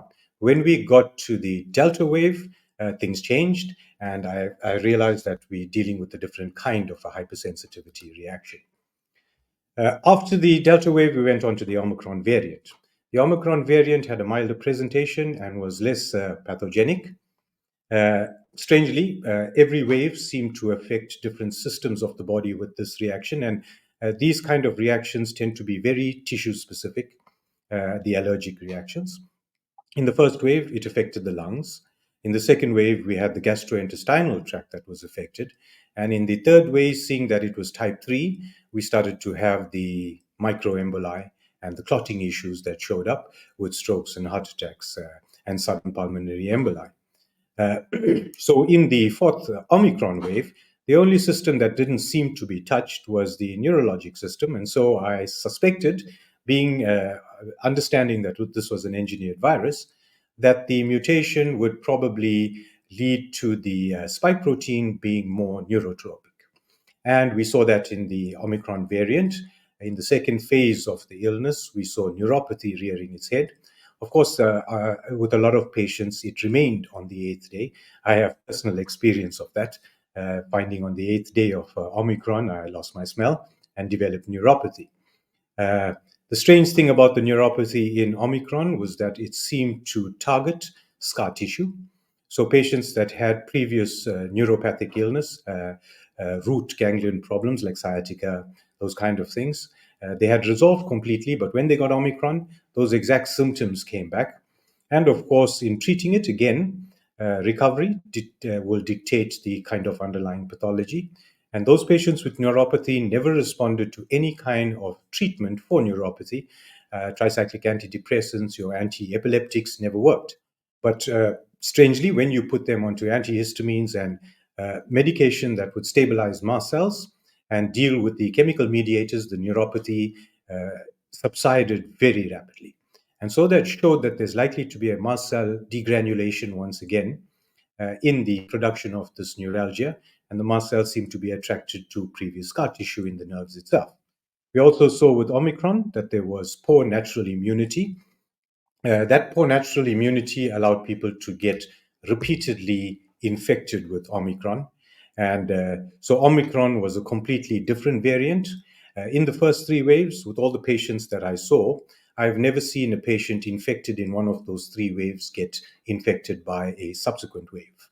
So it looked like whether you were infected in the first, second, or third wave, you had robust immunity to those 3 variants. However, with Omicron, irrespective of your previous immunity, people were getting Omicron over and over. And I think the immune response was already targeting the 3 more severe variants and couldn't prevent Omicron with a change in its motive. We know about the super antigen theory. The super antigen was found in the first, second, and third waves, with the Delta variant being the last. With the change to Omicron, the super antigen was no more on the spike protein, and we saw a different presentation and a different toxicity to the virus itself. Now I'll move on to the understanding of long COVID in that understanding of pathophysiology. This did not occur in patients with early aggressive treatment. So when patients were caught very early on the 8th day, aggressively treated and symptoms subsided, they never went on to develop these long COVID symptoms. And so I was under the impression that long COVID is a moderate allergic process left untreated, and it's not aggressive enough to kill the host, but not mild enough to be self-limiting. We saw a wide diversity of symptoms and systems affected with long COVID, from the neurologic to the cardiovascular, to the gastrointestinal and the respiratory.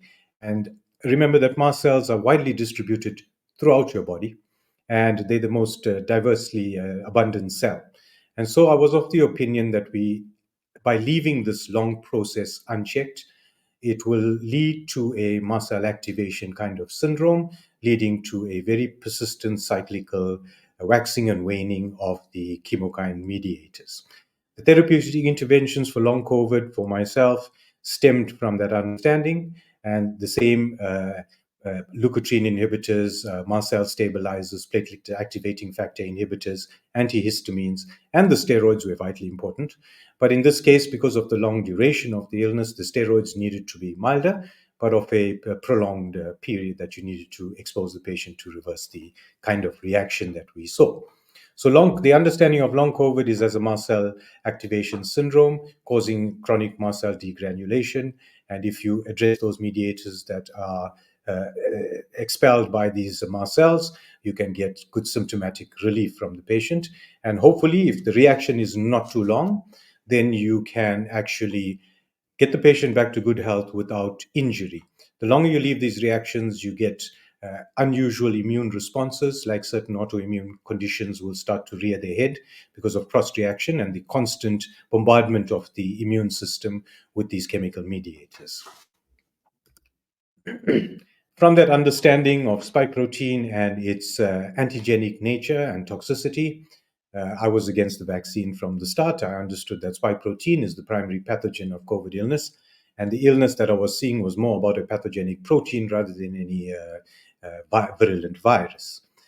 All patients recovered in that first wave, first phase, so I expected there to be good immune response. Unfortunately, that didn't show with Omicron. With the mandated modified messenger RNA injections, I understand the antigenic nature of spike protein, and we found that post-vaccination, there were a lot of patients 7 to 10 days after taking the jab presented with what was COVID illness. They tested positive for COVID, but I was under the impression this isn't COVID.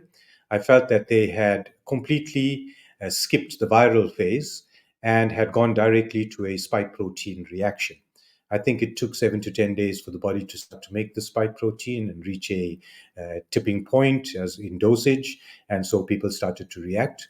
Those that were allergic, like in the other waves, presented with severe illness. Some tended towards anaphylactic kind of reactions, and we're well aware of the anaphylactic reactions we had with the vaccines very close post-vaccination. And it was dubious that the powers that be looked at vaccination, and you couldn't consider a patient vaccinated till a prolonged period after vaccination, which made all the anaphylactic reactions and COVID cases post-vaccination be classified as unvaccinated COVID infections, and of course, COVID deaths. So I think that was a manipulation of statistics and should have been looked at.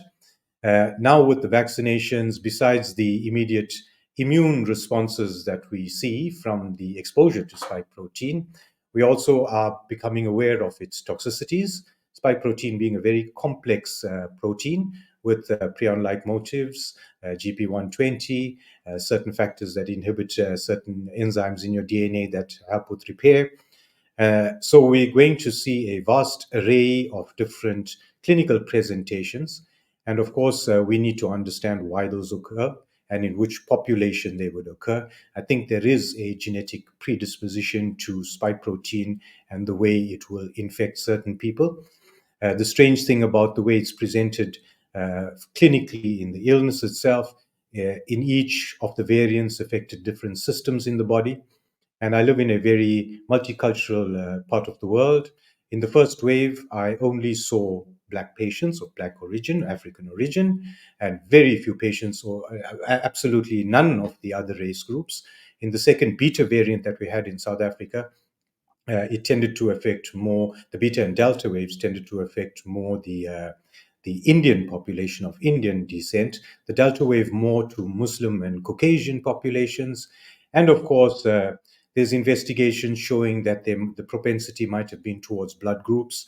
So I think the HLA system needs to be looked at and see if there's any propensity there that might give us some understanding of the spike protein and its propensity to cause certain kinds of reactions in certain kinds of genetically predisposed patients. When the messenger RNA vaccines came into play, we heard about the clots, so I took the opportunity to do some live blood analysis, and I noticed the stacking that was there very, very distinctively. And of course, there were tubular structures that look like parasites. Of course, nobody could identify them. I sent samples to vets to identify. No one knew what it was. And then with the understanding of the stacking that might lead to coagulation, I tried different treatment approaches with the repeat blood analysis to see if anything made a difference. Working with Dr. DeMello in India, I tried colchicine, and that was one drug that showed a sudden change in the pattern of stacking. The cells went from stacking and started forming sheets, a polyhedral type of formation with platelet involvement, and that is a preamble to a clot. So immediately I withdrew the colchicine, and the picture seemed to go from that back to stacking. So the intervention wasn't complete, and so I thought I need something to stop the platelet activity, and so I tried a combination of colchicine and aspirin. And in that combination, we found that it went back to the stacking was subsiding, and there was no clots. So to this day, that is my intervention for patients who have vaccine injuries to prevent the microemboli and clots that I've seen. Unfortunately, with the vaccines, as we've seen with the other speakers, we're dealing with the lipid nanotechnology and its consequences. Also, there are many other issues with this vaccine, like the prions, like the fragmented messenger RNAs that will result in many diverse long-term injuries to a large proportion of the population that will go undiagnosed for a pretty long time till it manifests clinically, and that might be too late. So I think the research that is being done is vitally important, and vitally important for me as a clinician to understand the underlying pathophysiology and come up with treatment modalities that might assist my patients. In conclusion, there's a good understanding of the suppression of antigenic nature of spike with the drug treatments that we have, addressing it as a mast cell activation syndrome and trying to clear that away or suppress that kind of reaction. If that reaction is not suppressed, I'm sure we're going to see a lot of autoimmune conditions where the body starts attacking itself, and that will be dependent on where the spike protein is made in the body and which tissues are affected. With the super antigen theory, we can clearly see that in the first three waves, we had a very virulent virus. And of course, the super antigen was present in the mutations of the spike protein in those three variants. In the Omicron variant, the super antigen was eliminated, and so the lack of virulence in that Omicron variant, it looked to come from a completely different lineage altogether. The research into the injection effects and the medical countermeasures to avoid the injury are of vital importance if we're going to turn what has occurred around. And I think to understand where we are, I think there's a need to call a halt to all the biotechnology research until the rules of engagement are well in place. I think, Philip, that's what I've been through, and I'm hoping to get more information from the conference so that I can be of greater benefit to my patients.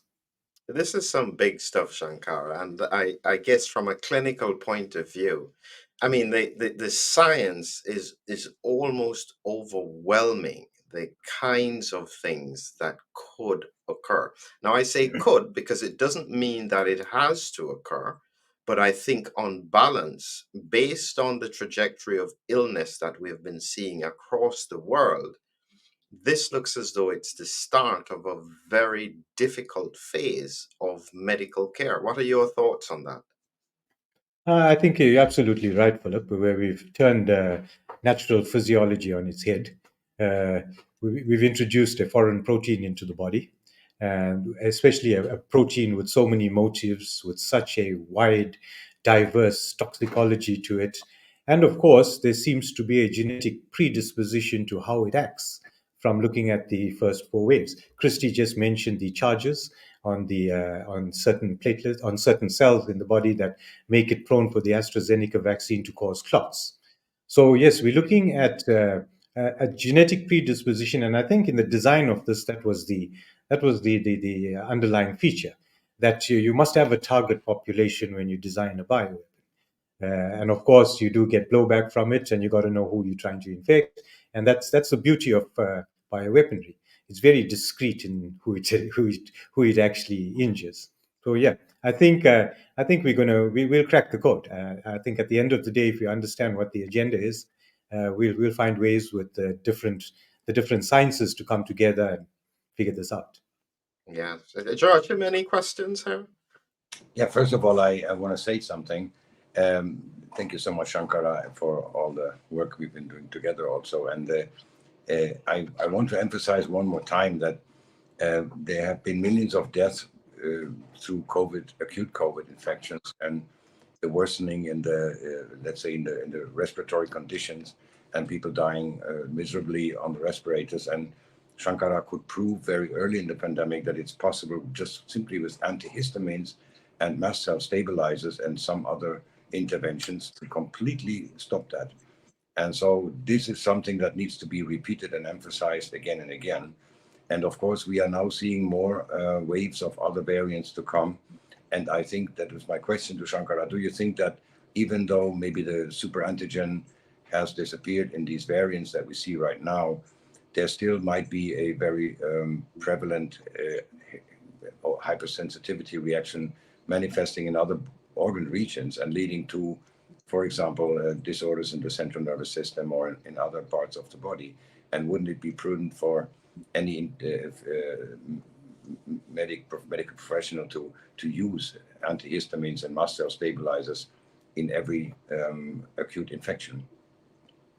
Joachim, yes. Even with Omicron, we're seeing in some patients the onset of symptoms on the 8th day. I personally had Omicron. I thought it was an ordinary sinus infection. On the 8th day, when I lost my smell, I realized it was Omicron. The very same day, I developed pain in my spine. I have a mild injury on my spine that never required any treatment. Unfortunately, doctors are the worst patients, and I didn't use my own intervention to treat that neuropathy. But after 2 weeks of struggle, my patients brought it to my attention that they had the same and recovered when they had it. So I had tried everything. I tried even opiates to try and get rid of the pain. I was struggling. Nothing worked. And then eventually I decided to take my intervention. I took my antihistamines and montelukast and a short course of steroids. And within a period of a few hours, the pain had subsided. And I realized that, yeah, it was a mast cell degranulation on the scar tissue around the nerve. And of course, there's research that's come out that showed that antihistamines are showing some potential in remyelination of certain illnesses. So I think research needs to go in that direction to understand that. That's vitally important. And as well, the intervention, I think, needs to be understood by doctors so that we can save patients. When you talk about the reversal of the respiratory problems that we had, Joachim, I trained ICU specialists in Meghalaya. And after 2 weeks, I got a response back from the ICU to say that they've managed to, using the intervention, negate 3 out of 4 ventilation. And they called me back to actually treat the rural doctors so that patients don't have to get into hospital in the first place. So I think, yes, it's all anecdotal, but people are alive. And well, I don't have the time to research it and publish it, but yeah, I've got 14,000 patients that are still alive. I would say Excellent, that more. excellent. I'm going to have to move us on, but Shankara, you'll be there when we're having the open discussion. So we're going to be bringing on our final speaker, Dr. Abdul Manan Bag from Pakistan, who will be sharing with us a lot more with regards to neuro-COVID and the related symptoms. Just making sure your microphone is on. Manan, can you hear us? Yeah, can you hear me? Yes, we're hearing you. Wonderful. Great. Glad to Okay, hear you. great. So I'll ask you, Manan, if you could just do an introduction of yourself first, 30 seconds Okay, to a minute, and then I will bring up your slides for you to then go through them. okay. Can you just get it the latest one on your email? Yeah. I've got the latest one. I think I've got it prepped for you. Okay, good, good. So my name is Abdul Manan Beg. I'm from Pakistan, Karachi, Pakistan. I was previously associated with the Khan University. Now I'm going to be joining St. George's Hospital in Germany, Bad Aibling, on the 1st of September. Much of my work previously has been focused on neuro-COVID and with different collaborative groups. Okay, we are working on not only neuro-COVID, but also on the coagulopathy, thrombi, and the lymphocytic manifestation of SARS-CoV-2.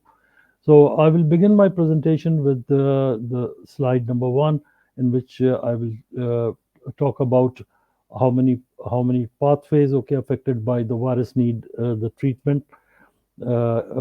Concerns, neurological issues are there. Okay, we need to develop very effective antivirals so that we can address the residual virus and viral reactivation thing. and of course the prothrombotic state which is associated with it.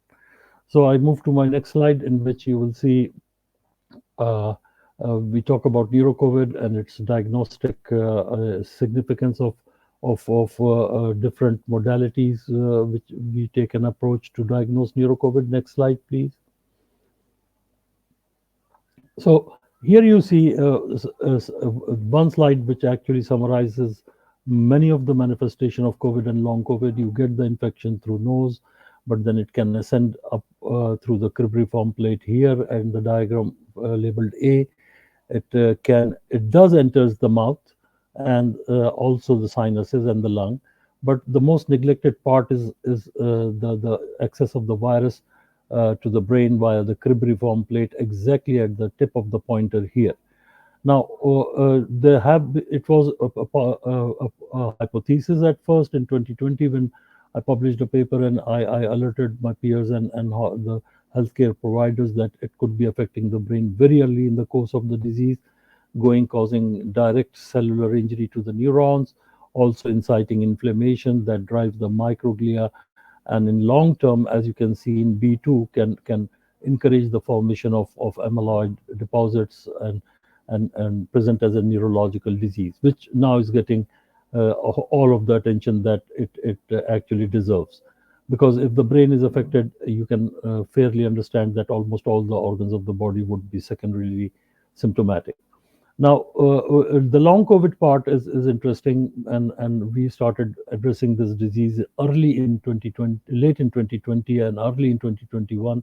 Here you can see in the diagram A2, excuse me, that the brain fog, okay, the dizziness, and the list of the symptoms that you see here are related to the persistence of the virus at or around the brain, causing neuroinflammation, which have been documented here in diagram C, that the virus is capable of taking it along with it, okay, for months to years, okay, causing that inflammatory damage, as is visible in the diagram C. We'll talk briefly about, though it's the turn is on Sunday, that is tomorrow. We'll talk about little role of these anti-inflammatory and other nutraceuticals and as well as neural stem cell therapy to be enforced in clinical trials, so that we can have an answer for the long COVID. Next slide, please. Okay, so here comes some of the speakers earlier have talked about it.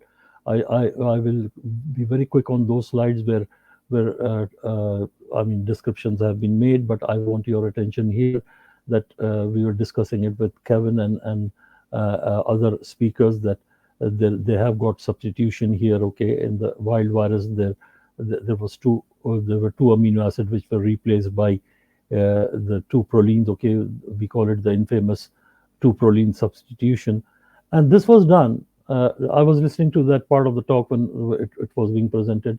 This was done only with the intention of paralyzing the interaction of this protein with the ACE2 receptor, so that the S1 and S2 subunit cannot be cleaved here, and fixing it in the prefusion state would actually mean that this protein would not enter inside the cell. Just after knowing this and the proline substitution thing, two things straight away came into my mind that I want to share with you. Number one, why do a proline substitution? Okay, if you are just injecting a protein and you or a mRNA that you want to make the body synthesize of the spike protein. So the two proline, the answer of this, okay, to the from the manufacturers is that we made this substitution, that we didn't want this protein to enter inside the cell after being cleaved by TMPRS when it sets on ACE2 receptor. Okay, so I was a bit surprised. I've got a question. If you think that the vaccine is going to form a protein, why are you thinking that that protein would enter inside the cell? Because your intention was to immunize the body against this protein, isn't it? For which it's present in the blood or the serum was enough. Okay, if you say that we did these two protein substitution, and keep in mind, please, I'm not talking about the virus, I'm talking about the vaccine. The vaccine has to produce a protein. That protein should have two protein substitution, they say, so that the protein should not enter inside the cell by cleavage at S1 and S2 site. So it actually freezes the protein in the prefusion state. So my question is, why there was a fear? We didn't have this fear with polio vaccine, HBV vaccine, HCV vaccine. Why do you think that protein synthesized as a result of a vaccine would enter inside the cell? I'll tell you something. They knew it ahead of time that this protein is toxic. It can enter inside the cell, cause the cell damage, and that's the reason they say the two proline substitution was necessary. Okay, so what did you do for the furan cleavage site? Okay, so everybody talked about its insert. So nothing was done for it because they knew that eventually, like it or not, the protein would enter inside the cell by using the furan cleavage site on it, okay, which is very well preserved in those vaccine resultant proteins which have got two proline substitution. And when guys like me and my peers made noise, okay, that what about furan cleavage site? They also made two substitutions here as well. Okay, so my next slide will show you how many receptors it actually uses to enter inside the cell. So you did something for ACE2, very good, brilliant, but you don't have an answer for why you were afraid that the protein would enter inside the cell, only because you already knew that it would enter inside the cell and could be toxic to the cell. Okay, so then comes the other receptor, TMPRS, the furin site. Okay, if you make a vaccine, okay, which also mutates that, what about all the other receptors here, okay, shown in stars and non-stars, like CD147, okay, DPP4, CD13, and I'll tell you, this is not a homemade protein, okay, I didn't make this slide at my home. There are at least 7 papers published on each of this protein, very well documented, that in very famous journals, okay, which have got a rigorous peer review, that these receptors are also used by the virus to enter inside the cell. So that protein, okay, which results from which results as a consequence of the vaccine, could also use NRP1, ADAM17, okay, GP41, and this is only what we know. The number of these receptors have grown from 13 to 21, okay, in last year, and last I checked, okay, it was the 22nd receptor again jumping and showing that the protein is capable of entering inside the cell. So there was something fishy. They knew that this protein would enter inside the cell and cause all those mischievous effects, okay, that we know. Next slide, please. So here I show you that, and you could ask me, okay, is there any evidence that this protein persists in the body after vaccination? So this is a very renowned journal, Clinical Research in Cardiology. It says autopsy-based histopathological characterization of myocarditis in after anti-SARS-CoV-2 vaccination. This paper, okay, was under a very rigorous peer review by 5 reviewers, if I'm not wrong, and see, they showed the presence of lymphocytes in the midst of the myocardium where they caused the damage. So next slide, please. So this is the evidence that there was a problem with the protein that was resulting from the vaccination. Okay, so what novel thing we did, and with my team, with Joachim and other what you call as collaborators, we have got this paper under review, where just like Hammerstrom and publications, okay, have shown that the neutrophil elastase can split the spike protein. Theoretically, here we show that this spike protein, if splitted by neutrophil elastase or other proteolytic enzyme, can break into small pieces like these. And these are the pieces of that spike protein that they call amyloid-like or amyloidogenic proteins. Okay, so I came up with this thing that, okay, let's put the sequence of human amyloid precursor protein, here shown as A4, red arrow, and let's compare the sequence with S1 protein in the SARS-CoV-2, or the one that results from the vaccination. And all the solid bars you see here in the midst are identical positions, the double dot similarities, and you just see the sequence. I don't say they are just like amyloid precursor protein, but see the number of the stacks and the dots, okay, here, particularly in this sequence, okay, where the spike protein is ranging from 371 to 420. And I took this screenshot, okay, when one of our presenters was actually showing the presence of those amoeba-like stacks of the amyloid. and these small segments or these small fibrils that you see on the red arrows could be representing these sequences. Now this paper is under review, and I asked a question, okay, for which a reply came from Kevin that theoretically these are the same amyloid proteins, okay, which are or amyloidogenic protein which are causing the clotting problems. So you can see we don't call it amyloid protein, we call it amyloidogenic or amyloid-like peptide. Hammerstrom has documented it. Okay, we have got a sequence ranging for which comes from these amino acid, which is shown here. This paper is under review. Okay, we get all the listeners a PDF copy once we get it published. Next slide, please. Okay, so here comes all the media attention that young athletes are dying due to vaccinations, and the spike protein is being overproduced in some of them. You heard Shankara that early in 2021 we were the one who were making noise on Twitter and everywhere that do some HLA mapping or see that who specifically are predisposed to develop excessive production of spike protein even after the 7th day of getting the jab. So that part is not being funded. Okay, so very sorry to say, because it's not in the interest of the bigger pharma, So, but I'm a solid believer that the guys who overproduce this protein would get a immunological reaction to it, and the adhesiveness of that nanoparticle that you heard with the earlier presentations, okay, with platelet, is going to invite all this trouble that is still going on. Next slide, please. Okay, so this is a very complex cascade. I won't walk you through all of it, okay? I just want you to focus on one thing. The spike protein itself is capable of causing endothelial injury.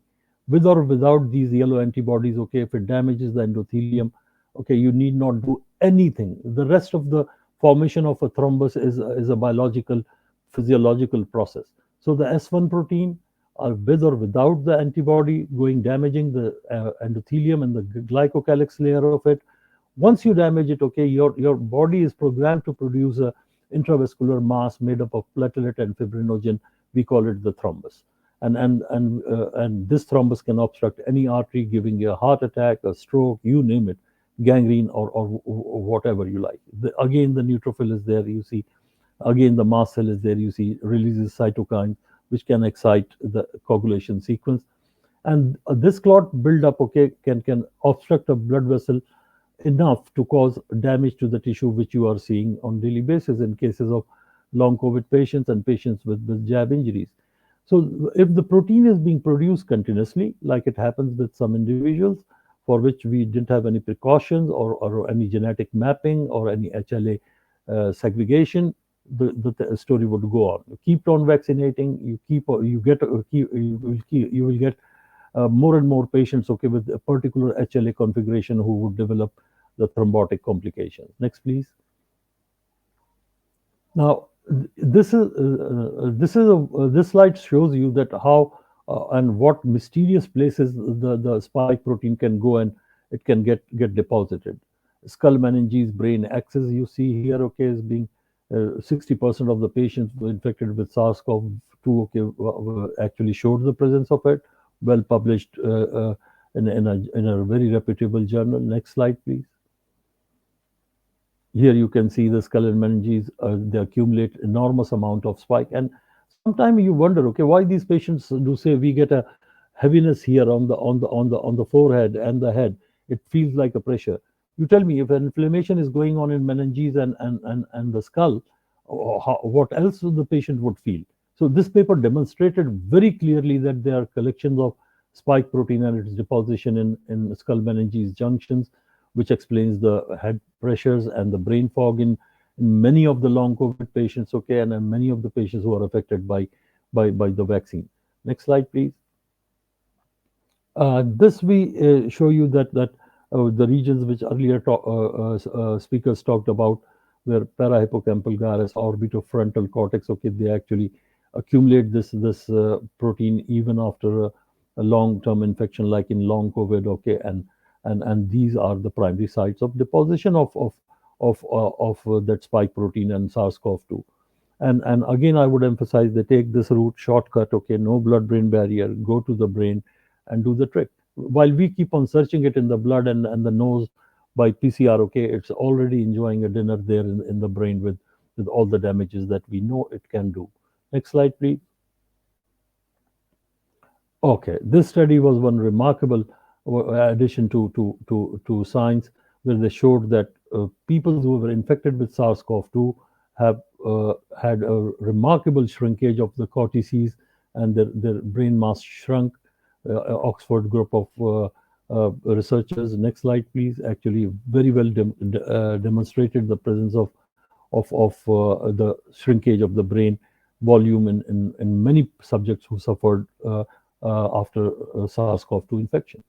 Next slide, please. In this one, we show you that there is a similarity in between those sequences and amyloid Alzheimer's disease. You see, in Alzheimer's disease here, you can see these star-like sparkling pink dots. Just try to spot me a difference when the SARS-CoV-2 does the same in the brain. Look at this. Look at this. And the morphology is astonishing. I mean, and the composition would be revealed in a very short time, that whether they are made up of the same sequences or small segments, okay, of sequences which actually resembles the small segment of the sequence of beta amyloid, and overlapped, okay, the Alzheimer's disease with SARS-CoV-2. You can see that you cannot actually say that there is a difference. Okay, this fiber is the morphology is like astonishingly similar, if not identical. Next, please.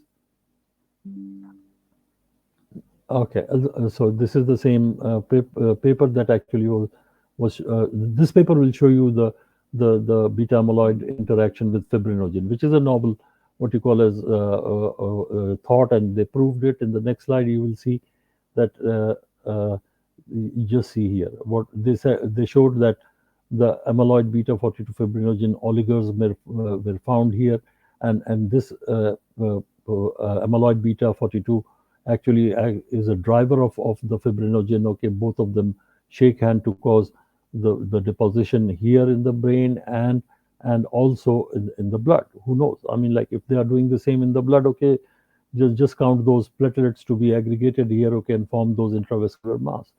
And with liposome and what was explained earlier with the nanoparticles, if they have got a charge that can attract the platelet, you cause a buildup of mass, and the thrombus grows bigger, and the organ can say goodbye. You know, so I see a very ominous interaction between amyloid beta 42 and fibrinogen oligomers here. Next, please.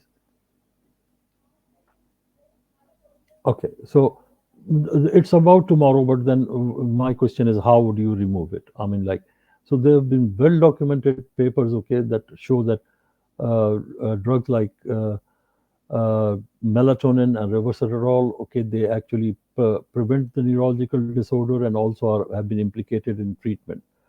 Next slide, please. So melatonin, I just mentioned in the previous one. You will see some of the slides now showing some effective use of melatonin that was published here. Next slide, please.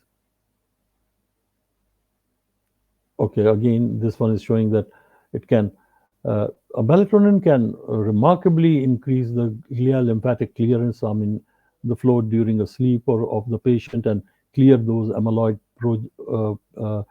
pro-amyloidogenic beta peptides, so that the deposition in the brain becomes less and less with time. Me and Joe can have personal experience of this melatonin being given to 75 plus year old female, okay, in whom the deposition was remarkably reduced with melatonin alone. Added with other antioxidants that I will show you in the next slide, you will see that clearance becomes very much possible. One more paper showing the same. Okay. So we talked about this earlier, that the nasal route is one route, okay, by which the virus can enter the brain and cause deposition of spike protein short peptides, leading to Alzheimer's stuff. We published this. We alerted this very early in 2021. Next slide, please. Okay, so the medicinals and the health shield what you call as pharmaceutical production are involved now very actively, and it's nearly about to be launched, okay, as they patented. This combination, you will come to know, has got ingredients which can clear the CSF and the brain of those beta amyloid that we were talking in the beginning of this conference today. So if it has got melatonin, resveratrol in it, okay, and other components which can clear up those peptides, that's the answer to a long-lasting what you call as amyloid mediated Alzheimer's, or the pro-Alzheimer's patient, as I call them, because you like it or not, almost all of the patients who have got deposits of these amyloid, it's just a matter of time, will turn into Alzheimer-like patient. Okay, next slide, please. So you see, here I'm showing you some papers that actually came as a result of a collaboration with Health Shield and Medicinals, okay, which are now available for free download at ResearchGate. And why I say medicinal has got that power to do it, okay, is the next slide which will show you. It addresses the cascade sequence. How? By stabilizing the endothelium, fixing the glycocalyx, okay, entangling the portions of the spike protein which actually sits over the endothelium to cause the damage. So if you just prevent the ignition part, the rest of the effects are just like a consequence. So you will never find more than 5 papers mentioning glycocalyx and endothelial injury being the prime driving force. Everybody is talking about the microclots and their removal and stuff. I mean, like, why not prevent their initiation? Once you get that going in combination with help of FRSs, that would be a very brilliant combination, okay, to try on patients with long COVID, or affected by wax injury, as is now being reported by guys in Germany and worldwide, okay, who are combining help FRSs with these natural products and molecules to prevent the glycocalyx damage and damage to the endothelium. So if you prevent this, the rest of the formation of the microclot, you call it, or thrombi, gets decreased itself. You don't have to go and kill the clot. I mean, fibrinolytic system is incapable of doing that, but some of the components of medicinals can. I'll show you how. Next slide, please. So you see, this is evidence is when you taste the pudding, isn't it? So what does this bottle contain? Biclin, yes. Quercetin, yes. Hesperidin, yes. Curcumin, yes. Piperine, yes. And even more than that, because it says 9. What are the stars here? 1, 2, 3, 4, and only 5. And people have published on these molecules in these reputable journals that you can see on the right-hand side. So I think that if it's only a matter of time then when we will realize that these agents in combination, okay, do wonders compared to when they are given alone. Next slide. I'm left with I think three slides more, or 2 slides. And do you think that NIH was stupid enough to actually try these molecules in their clinical trials? Okay, they shared the result with us, individual molecules, but then they showed very effectiveness again, very highly effectiveness and efficacy against COVID, and now in long COVID they are under trial in the next 3 months. So if the preparation has got a combination of them, just imagine the drug synergism that it can offer. While the NIH is doing it alone on hesperidin, piperine, and stuff, if you have a combination of 6 or 7 of them, does the trick. Next slide, please. I think if you I have think got that's the slide. last one. Okay, this is the last one. So if you have got any questions, okay, please ask it here. Give me a DM, okay, and ask for anything that actually you think is dubious, okay. It's my pleasure to work with groups, okay, who are productive and who actually can give an answer to the questions, okay, that we are long awaiting for. Thank you very much. Wonderful. Thank you, Manan. Well, let me My ask the first question please. with regards to that, because I've been looking at neurodegenerative brain diseases for many, many years. One Mhm, of the biggest challenges is, even if you identify what the mhm, problem is, say, for instance, even with Alzheimer's, to mhm. reverse it is extremely difficult. Is Yeah. there any way that the damage can be largely prevented from occurring, especially because it seems to be immune mediated and ongoing process? Philip, the thing is that if you can suppress the neuroinflammation, okay, by any way, okay, you will prevent it. If the deposition is already ongoing, okay, drugs like melatonin, resveratrol, okay, and vitamin E in form of liposome or without liposome. I mean, there are molecules which are known to remove those amyloid, okay, well before COVID-19. Now, if COVID is causing the deposition, why search an answer in a novel drug which will take 25 years to come into the market? Okay, why not use drugs which are already well documented? I mean, have got a reputation. Over 75 papers published on them. They clear them a lot. So the only question is how do we give it? You give it intravenous, okay. You sit for a year, okay. Nothing is going to happen. You know why? Because there is a barrier known as blood-brain barrier. You give it through nose in the form of a spray. It goes through the cribriform plate directly. No CSF blood barrier here. Okay, no blood-brain barrier here. You can search the PubMed for this area lacking that blood-brain barrier. Melatonin enters and it does the sweep. So there are answers, but then my question is the world prepared, and those big pharma guys are prepared to look into it? I mean, like, if they want to, they will see the result in coming 2 years, okay, that these substances work wonder. And then they already are doing that, okay. So I think clearing it is an issue, but with known molecules, we can do that. Go ahead, George. Have any questions? Yeah, I think that we should take this discussion into the roundtable now, because I do have some specific questions to Kevin, because Kevin has worked for decades on the disaggregation of these kind of aggregations in vivo, in live brains. So I think that we should take the discussion now to a broader circle of experts here. Yes, so wonderful. We've still got everyone with us here. So yes, well, this is let me just say something at the beginning for everybody. I think it's important for you to note that without a shadow of a doubt, our scientific community here has been very candid with what they have said. As you know, on many social media platforms, you're not allowed to talk about the science in a candid way. So it's very likely that you may not see this in its full on the standard social media platform. So please look out for the links where you'll be able to watch it in full afterwards if you missed parts of it. So let's get into a very candid discussion then. You wanted to go first, Joachim? Yeah, I don't know if I think Kevin is the one that is staying up the latest from all of us, and maybe I can ask him one question that might be relevant for the physicians and for the patients.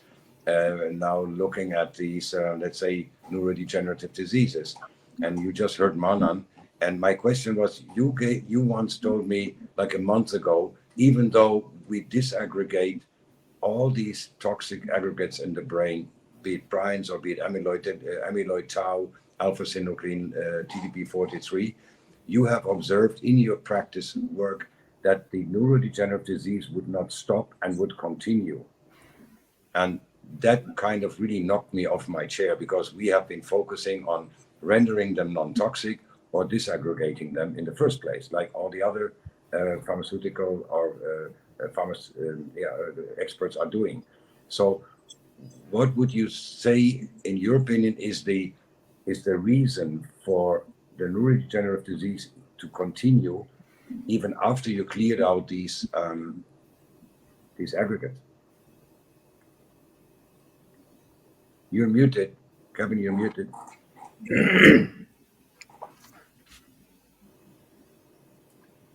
Is that working? Yeah. Okay. With respect to the disaggregation and why you still see progression, I think a lot has to do with the fact that just when you're the stage you're getting patients. So when someone presents with Alzheimer's, they've already gone through the prodromal stages, the ability of the brain in this, or any organ system, if you're looking at systemic amyloidosis, to respond has been used up. And so when you're essentially, and that there's a element that the aggregations may be actually part of a sort of innate immune response to an underlying toxin or epitope in this instance. It might just be the case that you disaggregate them and you're just allowing the original toxin, for want of a better expression, to begin to roam freely again. And I just don't think that there's the scientific and basic research understanding of these processes. We're very much constrained by the theoretical frameworks with which we look at these issues. And prior to sort of SARS forcing the issue with respect to long COVID, because so many people were presenting with like this ME/CFS type condition, it could be easily ignored by most doctors, most medical systems. And you know, the sad fact is that even if they agreed that there was something wrong, they'd probably tag you as having some sort of functional neurological disorder, which just means they don't understand what's going on, and they don't they can't do anything, and so it just becomes a matter of symptom treatment. You know, I just wanted to ask a question here with regards to now, Charles, based on what Kevin has just said there, is do you think that this, as you said, that this is probably lab made? Do you think that they actually had the knowledge that these things could occur beforehand? What are your thoughts on that, Charles? Yes, the fact is that they spent decades researching. They spent billions of dollars just on an HIV database of genomes, just point where they could create that. Well, the ostensibly the point was to create vaccines for HIV, but more than $100 billion has been spent just on research for HIV treatment. And no, obviously, there's been no successful vaccine, but they do have this massive database, and they have this understanding of these epitopes. Thousands of scientific papers. Now, they may not have, I don't think they know exactly how everything works.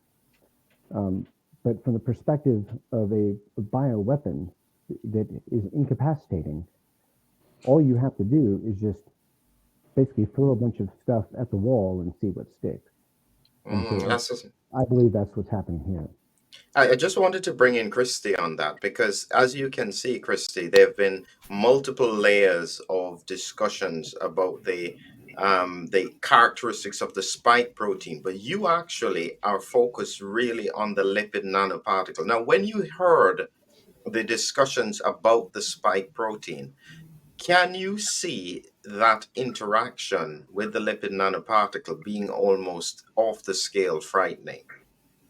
Thanks for asking. Absolutely. And I just wanted to comment that the position that I've held over the last few years has been working with recombinant proteins. And when we talk about the RNA entering the human body and the human body producing a protein from that, that's recombinant. And oftentimes in the lab, just a sidestep for this moment here, that when you make a recombinant protein, even if it's not the spike protein in a lab, in cells where you introduce RNA and lipid without even any kind of protein substitution, it's not uncommon for those proteins to misfold. So this would happen with other kinds of pharmaceuticals that are developed, and what I've developed was only for people with genetic disease or cancer, not for people who are healthy.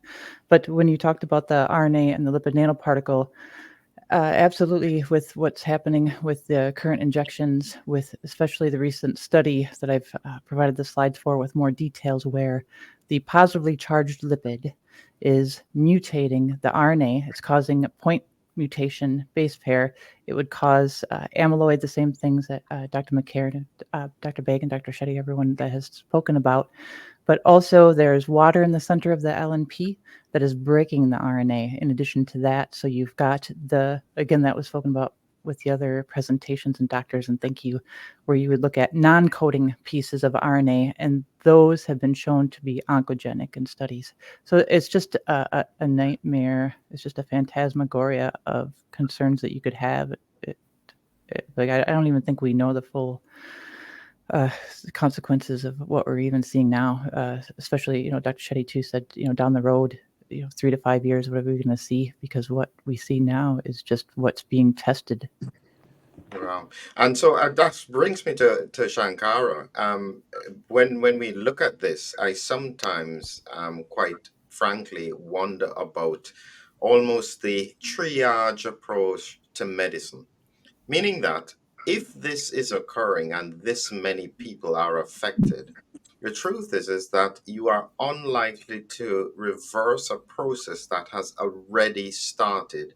You're better off protecting someone where the process hasn't really occurred as yet. It's kind of like what happens on a battlefield. Is this where we're heading? I think you're absolutely right, Philip. There's certain of the processes we don't understand, and we know that they will cause injury and death. It's unfortunate, but I guess the more understanding we have, and look, in any technology, I think it's the way it's used and regulated. And unfortunately, these technologies have been used for nefarious means. So we can actually use them to solve the problem if we use them in the right way. So I think we need to turn the tide and understand the injuries. And once we go down that road, we can use the different technologies. There's a whole great extent of medical systems that have been left behind by allopathy and the capturing of allopathic medicine. And I think if we broaden our horizons and look at all the different medical inventions from bioresonance to Ayurveda to all the nutraceuticals, we'll find solutions. Our understanding is still very limited of nature and physiologic systems.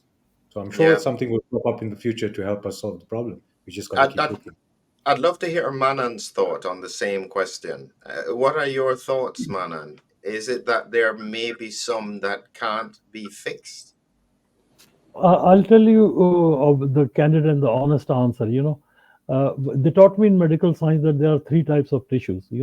Labile, which keep on regenerating. You damage them, they regenerate. Number one. Number two, stable.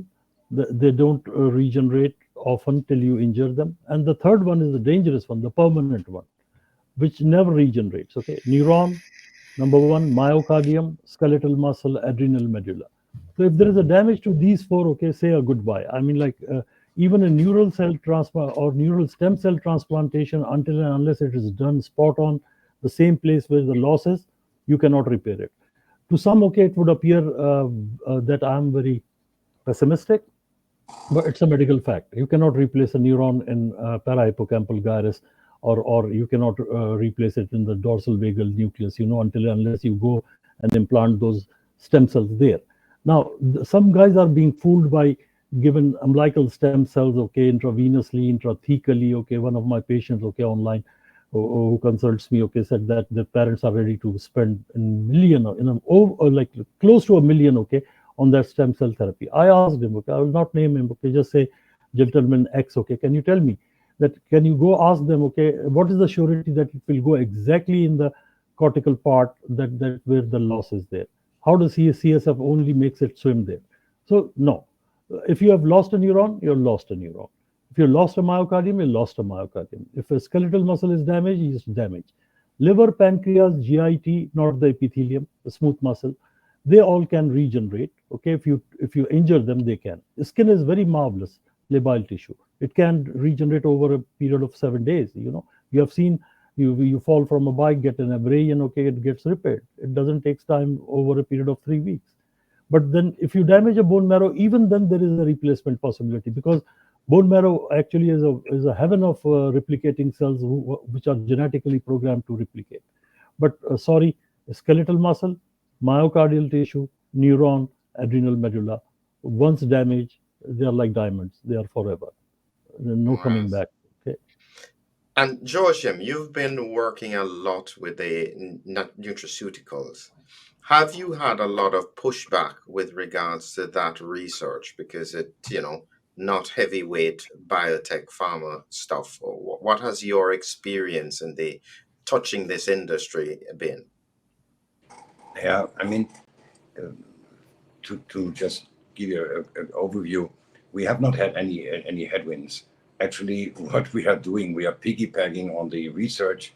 I mean, we're sitting on, I don't know, tens of thousands of research papers with natural molecules and compounds having undergone in vitro or animal or preclinical or even clinical trials, but they never were transformed into real products. So why did they finance all that? And why did they come up with such good results?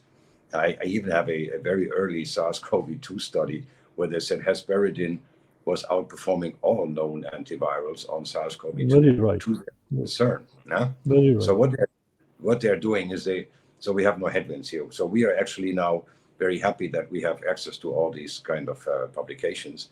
And the only shortcoming is with nutraceuticals or dietary supplements, where many people just brush them off as some herbal remedies.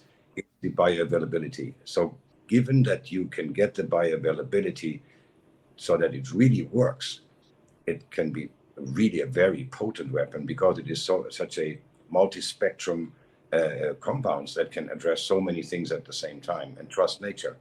But we haven't had any headwind. No, it's all fine. I want to throw this comment out into the group and see if anybody wants to take it on, because we're all scientists and science has taken a huge hit recently. And this is a question. Hope you can all bring back the trust in science. Keep moving forward. Thank you all. How in the world is the scientific community going to recover from the fallout from this? I mean, anyone want to take that on? I mean, I've thought about this a lot, and I think one of the major issues that we have is just that we thought the market could fix anything, right?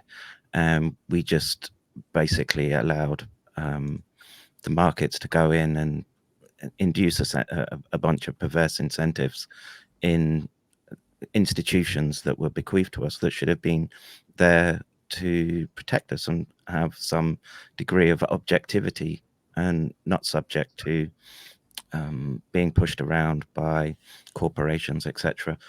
What I would do is I would try to restore the academies. I would absolutely prohibit anyone who wanted to have a laboratory, be a PI, professor in a university. You should be prohibited from stocks, all this type of thing.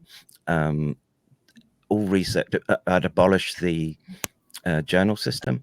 I'd just make it such that each department submits a bunch of reports with respect to the studies that they've done and the results that they've done, and then blockchain it and have it such that it's free to access for everyone.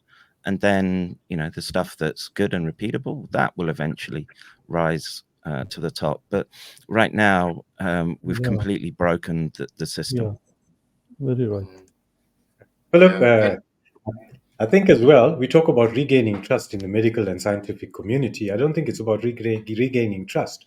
I think it's about redefining who the true medical and scientific community is. Mm.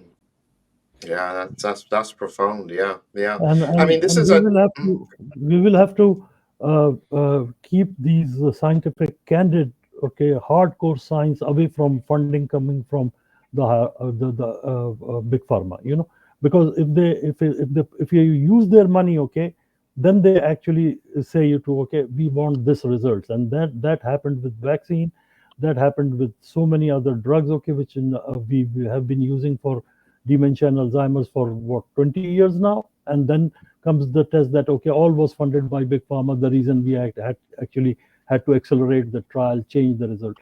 It's not easy for us to get the public confidence back into us, okay, very soon. But with time, keeping these fundings away, okay, where they get a chance to say something on the final product, science should be very clear and very transparent. It should not be influenced by who is funding it, who wants what type of results. And if we keep on doing that, nobody is going to trust us. Ask me how much the public trusts on a scientific paper these days. If I even say it's on PubMed, okay, they say it's a shit box, okay, if it came from a funding coming from a big pharma, or guys wanted this particular result.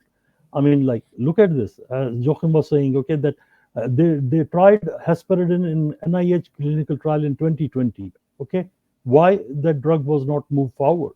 Why it kept hanging behind? I mean, only because somebody is not happy that a natural molecule comes and actually addresses the disease.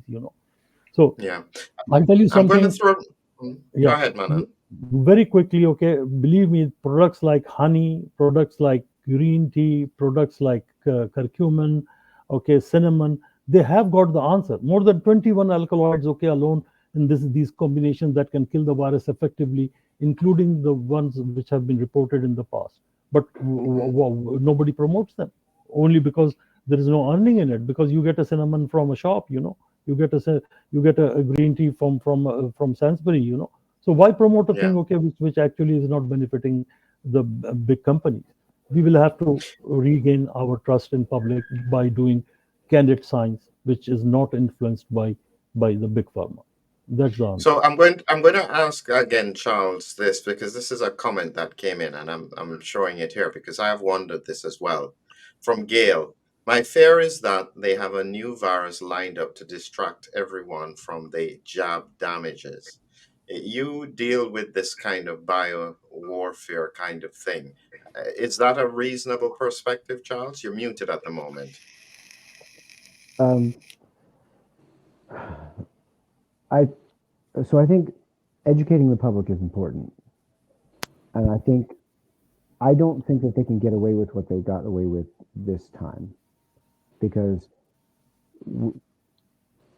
trying to cross the Rubicon when it comes to this public health stuff, and the public inherently understands across the world that something that this was manipulated, even if they don't understand the exact mechanism, they understand it was manipulated.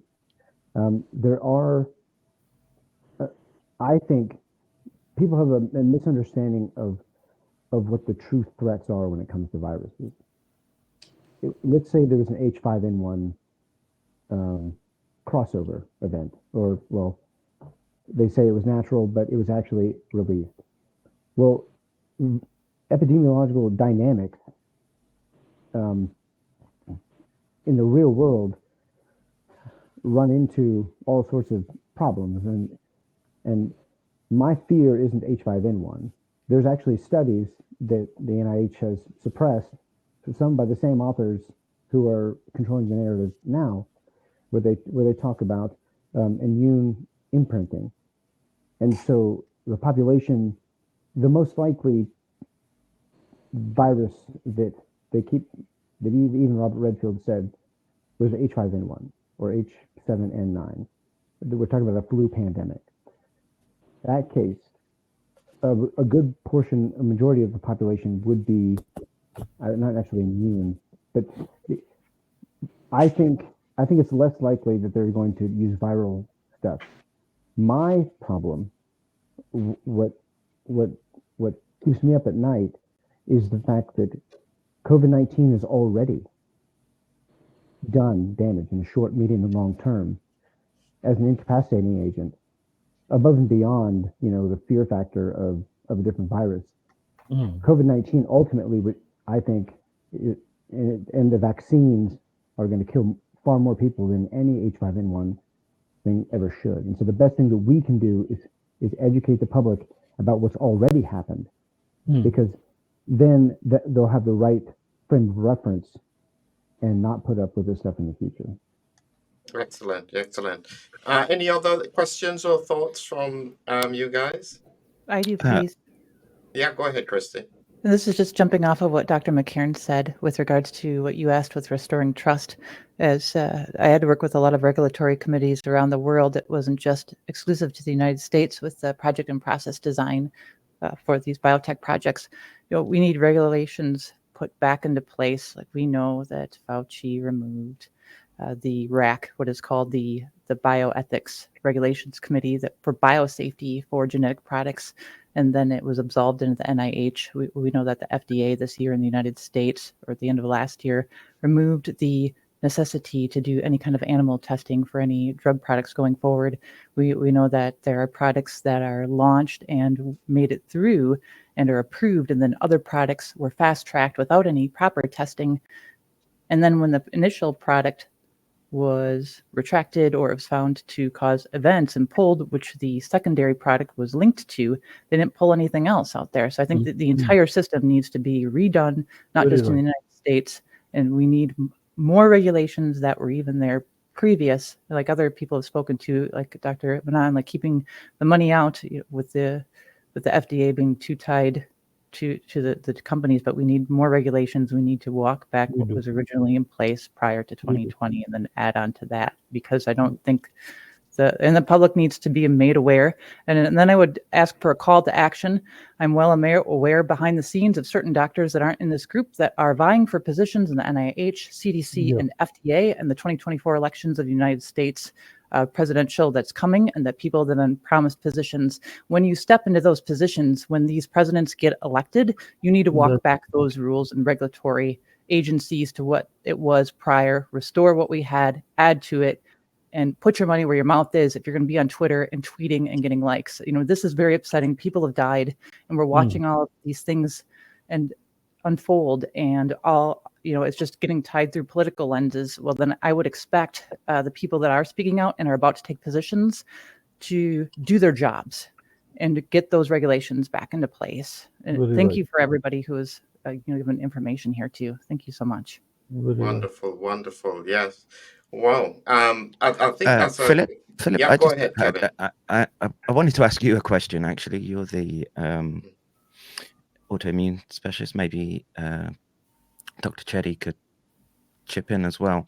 I think we got thrown very much a curveball with this finding. Well, perhaps it was deliberate. Maybe they did know, but the class switching response to IgG4 that we're hearing more and more about.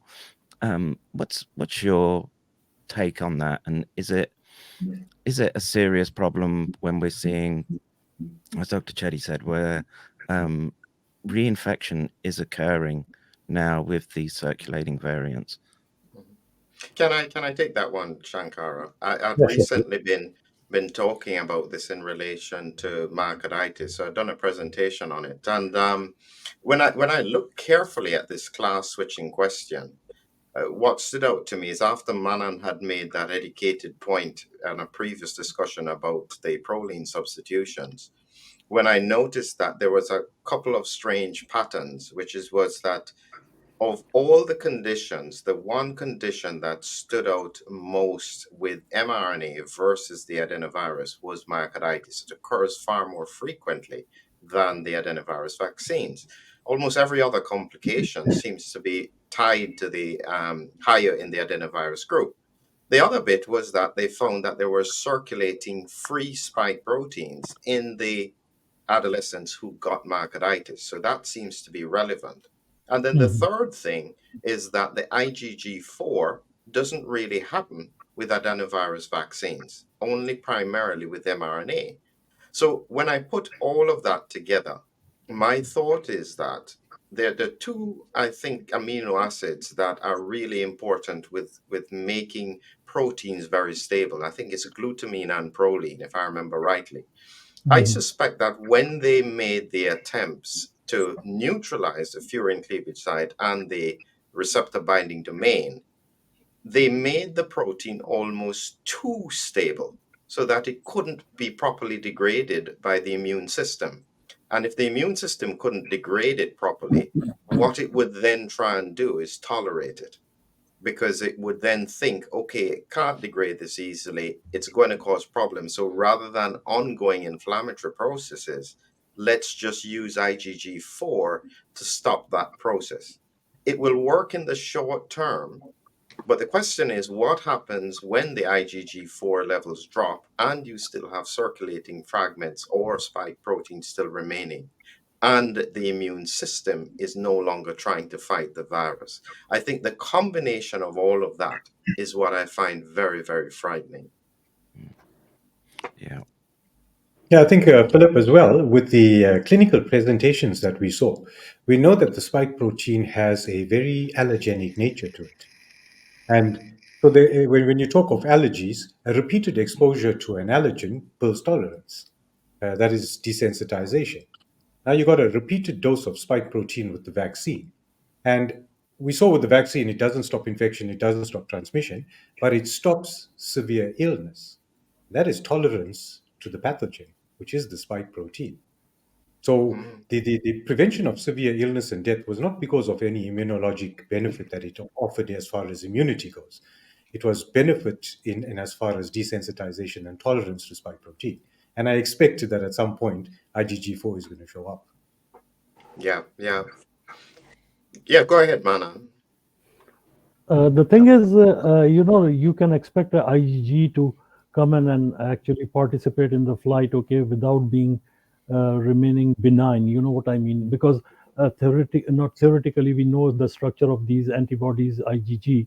They have got a Fc portion, and if that Fc portion gets a receptor, doesn't matter. It's an endothelium, it's a myocardium, it's a skeletal muscle, it's a neuron, it's a microglia. The moment the Fc portion of the antibody gets fixed, okay, the complement it activates can render enormous damage. Then it doesn't care which organ it is. And the bad part of the story comes when the SARS-CoV-2 destroys the lymphocyte, causes lymphopenia. Now you're left with nothing. So even if you for a moment, okay, forget GP120, actually the person has got acquired immunodeficiency syndrome because he's got no more lymphocytes left there. And there are over 25 papers, including in Nature Publishing Group, which have confirmed the lymphocytopenic property of the virus. And now 2 or 3 papers emerged with the protein as well, the S protein as well. So see the magnitude of the damage. I mean, like I agree with Dave, Charles, that you don't need a new virus. Okay, you would take 50 more years to recover from this bloody pandemic and the way it was managed by the vaccines. Those will actually encompass the entire globe. Okay, just wait and see. For in 25 months, you will see everybody is going to get affected. Clinics will be full. And did they know the answer of what they did? It's not at all in their domain. Now the S thing has hit the fan. You know what I mean? Now it's spreading everywhere. So So, yeah. Thank you. all I wanted to say, so I think now, I just wanted to make one statement. I'm going to ask everybody to make a closing statement for me, 1 minute or so. And so, as I said, at this point, you will see that the video has been cut, and you will see the end of this discussion, and you will get the last minute. And it's largely because this was an extremely candid, frank scientific discussion. Sadly, on many mainstream media platforms, they don't allow that kind of candid discussion. So, what you must do is look for the links where you can see it in full. And I'll ask all of the presenters here to use their platforms as well to share this very fascinating conference. So I'll ask each person in turn. Since Christy is at the top of my screen, I'll just ask Christy last closing comments for today's presentation. Thank you for hosting this and everything that you and everyone here is doing and outside of this conference to bring awareness. It's a pity that social media is still silencing, especially on Twitter. I think that my last statement is those who are in larger positions on social media need to spread this and other lesser seen videos with more more information instead of keeping their blinders up, and be more open in what they're talking about, because like Charles said, there's a lot of people driving the conversation out there, and they're driving it in the wrong direction. And there's been such amazing information here that needs to get to people that I hope it's shared by larger audiences. I just want to say thanks so much. Thank you. Wonderful. Manan? My closing sentence would be to all the listeners, with long COVID, ME, CSF, like please, just like don't get involved with drugs or molecules that you don't know of. If somebody got benefited from nicotine patches, okay, it's not necessary that you would get benefited. Okay, try to stress over your HLA configuration and in your family whosoever got affected, so that if we are not even funded, you should know which type of HLA configuration is actually going to bring you the disease. Spread the word, okay, and I want the health regulating authorities to just please help the humanity with the fundings that are needed to do some basic clinical sciences research to come up with molecules, nutraceuticals, and stuff. Okay, that can revert the long COVID and these chronic illnesses. I'm very thankful to all the participants who came here at different times. At my clock, it's 1 a.m. now, But then these are the ways that we can bring attention to a disease which has been neglected and which is so very prevalent. Thank you very much. Thank you, Manan. And Shankara? Philip, with the problem we've had so far together with censorship, I think with the mainstream narrative, I'm a proud conspiracy theorist. I think we're at war. Shots have been fired. We're waiting for the victims to fall, and we're trying to figure out how to prevent that from happening. We've seen the parallel narrative with the financial sector and education, and there's a lot of things happening in parallel with what's going on with this virus. So I think our duty as critical thinkers are to enlighten the public, and what's going to solve the problem is a healthy dose of faith. I think if all of us come together and put our heads together, a little bit of faith will solve a lot. Wonderful. Thank you. And Joachim? Yes, first of all, thank you all for being there and sharing your incredible knowledge with us. Yeah, so as a final word, not for without with a good reason, this is called silent disaster. So we're having 65 million registered people already, patients affected, and the situation is gradually worsening. So today's conference was more showing what kind of problems we are facing, and tomorrow we will be with all the doctors and experts that are treating patients on a daily basis as pretty much the only people in that tomorrow's 7 speakers group. And so I want to invite everybody to attend tomorrow's conference at the same time, again, 6 p.m. UK time. Yeah, and thank you so much for your attention. Wonderful. Thank you. Kevin? Well, in final passing, I'd just like to say thank you, Philip, for taking the time to organize this, Joachim as well. Everyone here, it was fascinating listening to you all. To people who are listening, I would just say this one thing. It's highly likely that the reason we ended up in this situation was because of biowarfare, medical countermeasures industries. You need to get active in making sure that they're wound back in. And how that's done, I'm not exactly sure, but we have to at least try. And as Chetty said, have faith that we can prevail in the end. Excellent. Thank you. And Charles? So I guess I'll close with 2 things. The first is that the IgG4 discussion that you just had is part of the mix of population-wide global scale immune dysregulation. And on top of that, you have these billions of doses of these mRNA jabs. And so that is an example of a bioweapon, an incapacitating agent, time shift in science. And so the second thing that I will say is that as a non-scientist, speaking to doctors and scientists, the way that we get out of this is courage. and integrity and leadership.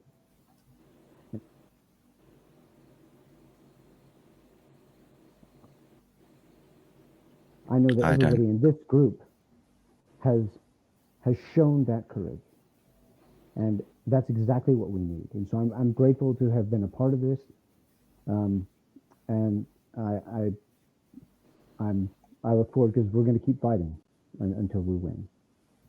Excellent, excellent. Thank you, Charles. Thank you. Thank you again to everyone. And again, it's a reminder that we have part 2 of our conference that is on Sunday at 6 p.m. UK time again. And this time we'll be focused more on some clinicians looking at therapies that they've been using with some success across the world. As I said, this full presentation will be available on other platforms if we deem that it can't be seen on some of the mainstream candidates. Please learn from this. Let us see if we can reverse some of the things that have happened across the world and see if we can put the world in a better place going forward. Again, I'll ask all the speakers to wait with me for a few minutes while I play the outro video. And thank you all very much for your contribution. And have a great evening to the audience as well. Thank you. Thank you very much. Thank you. Thanks for that.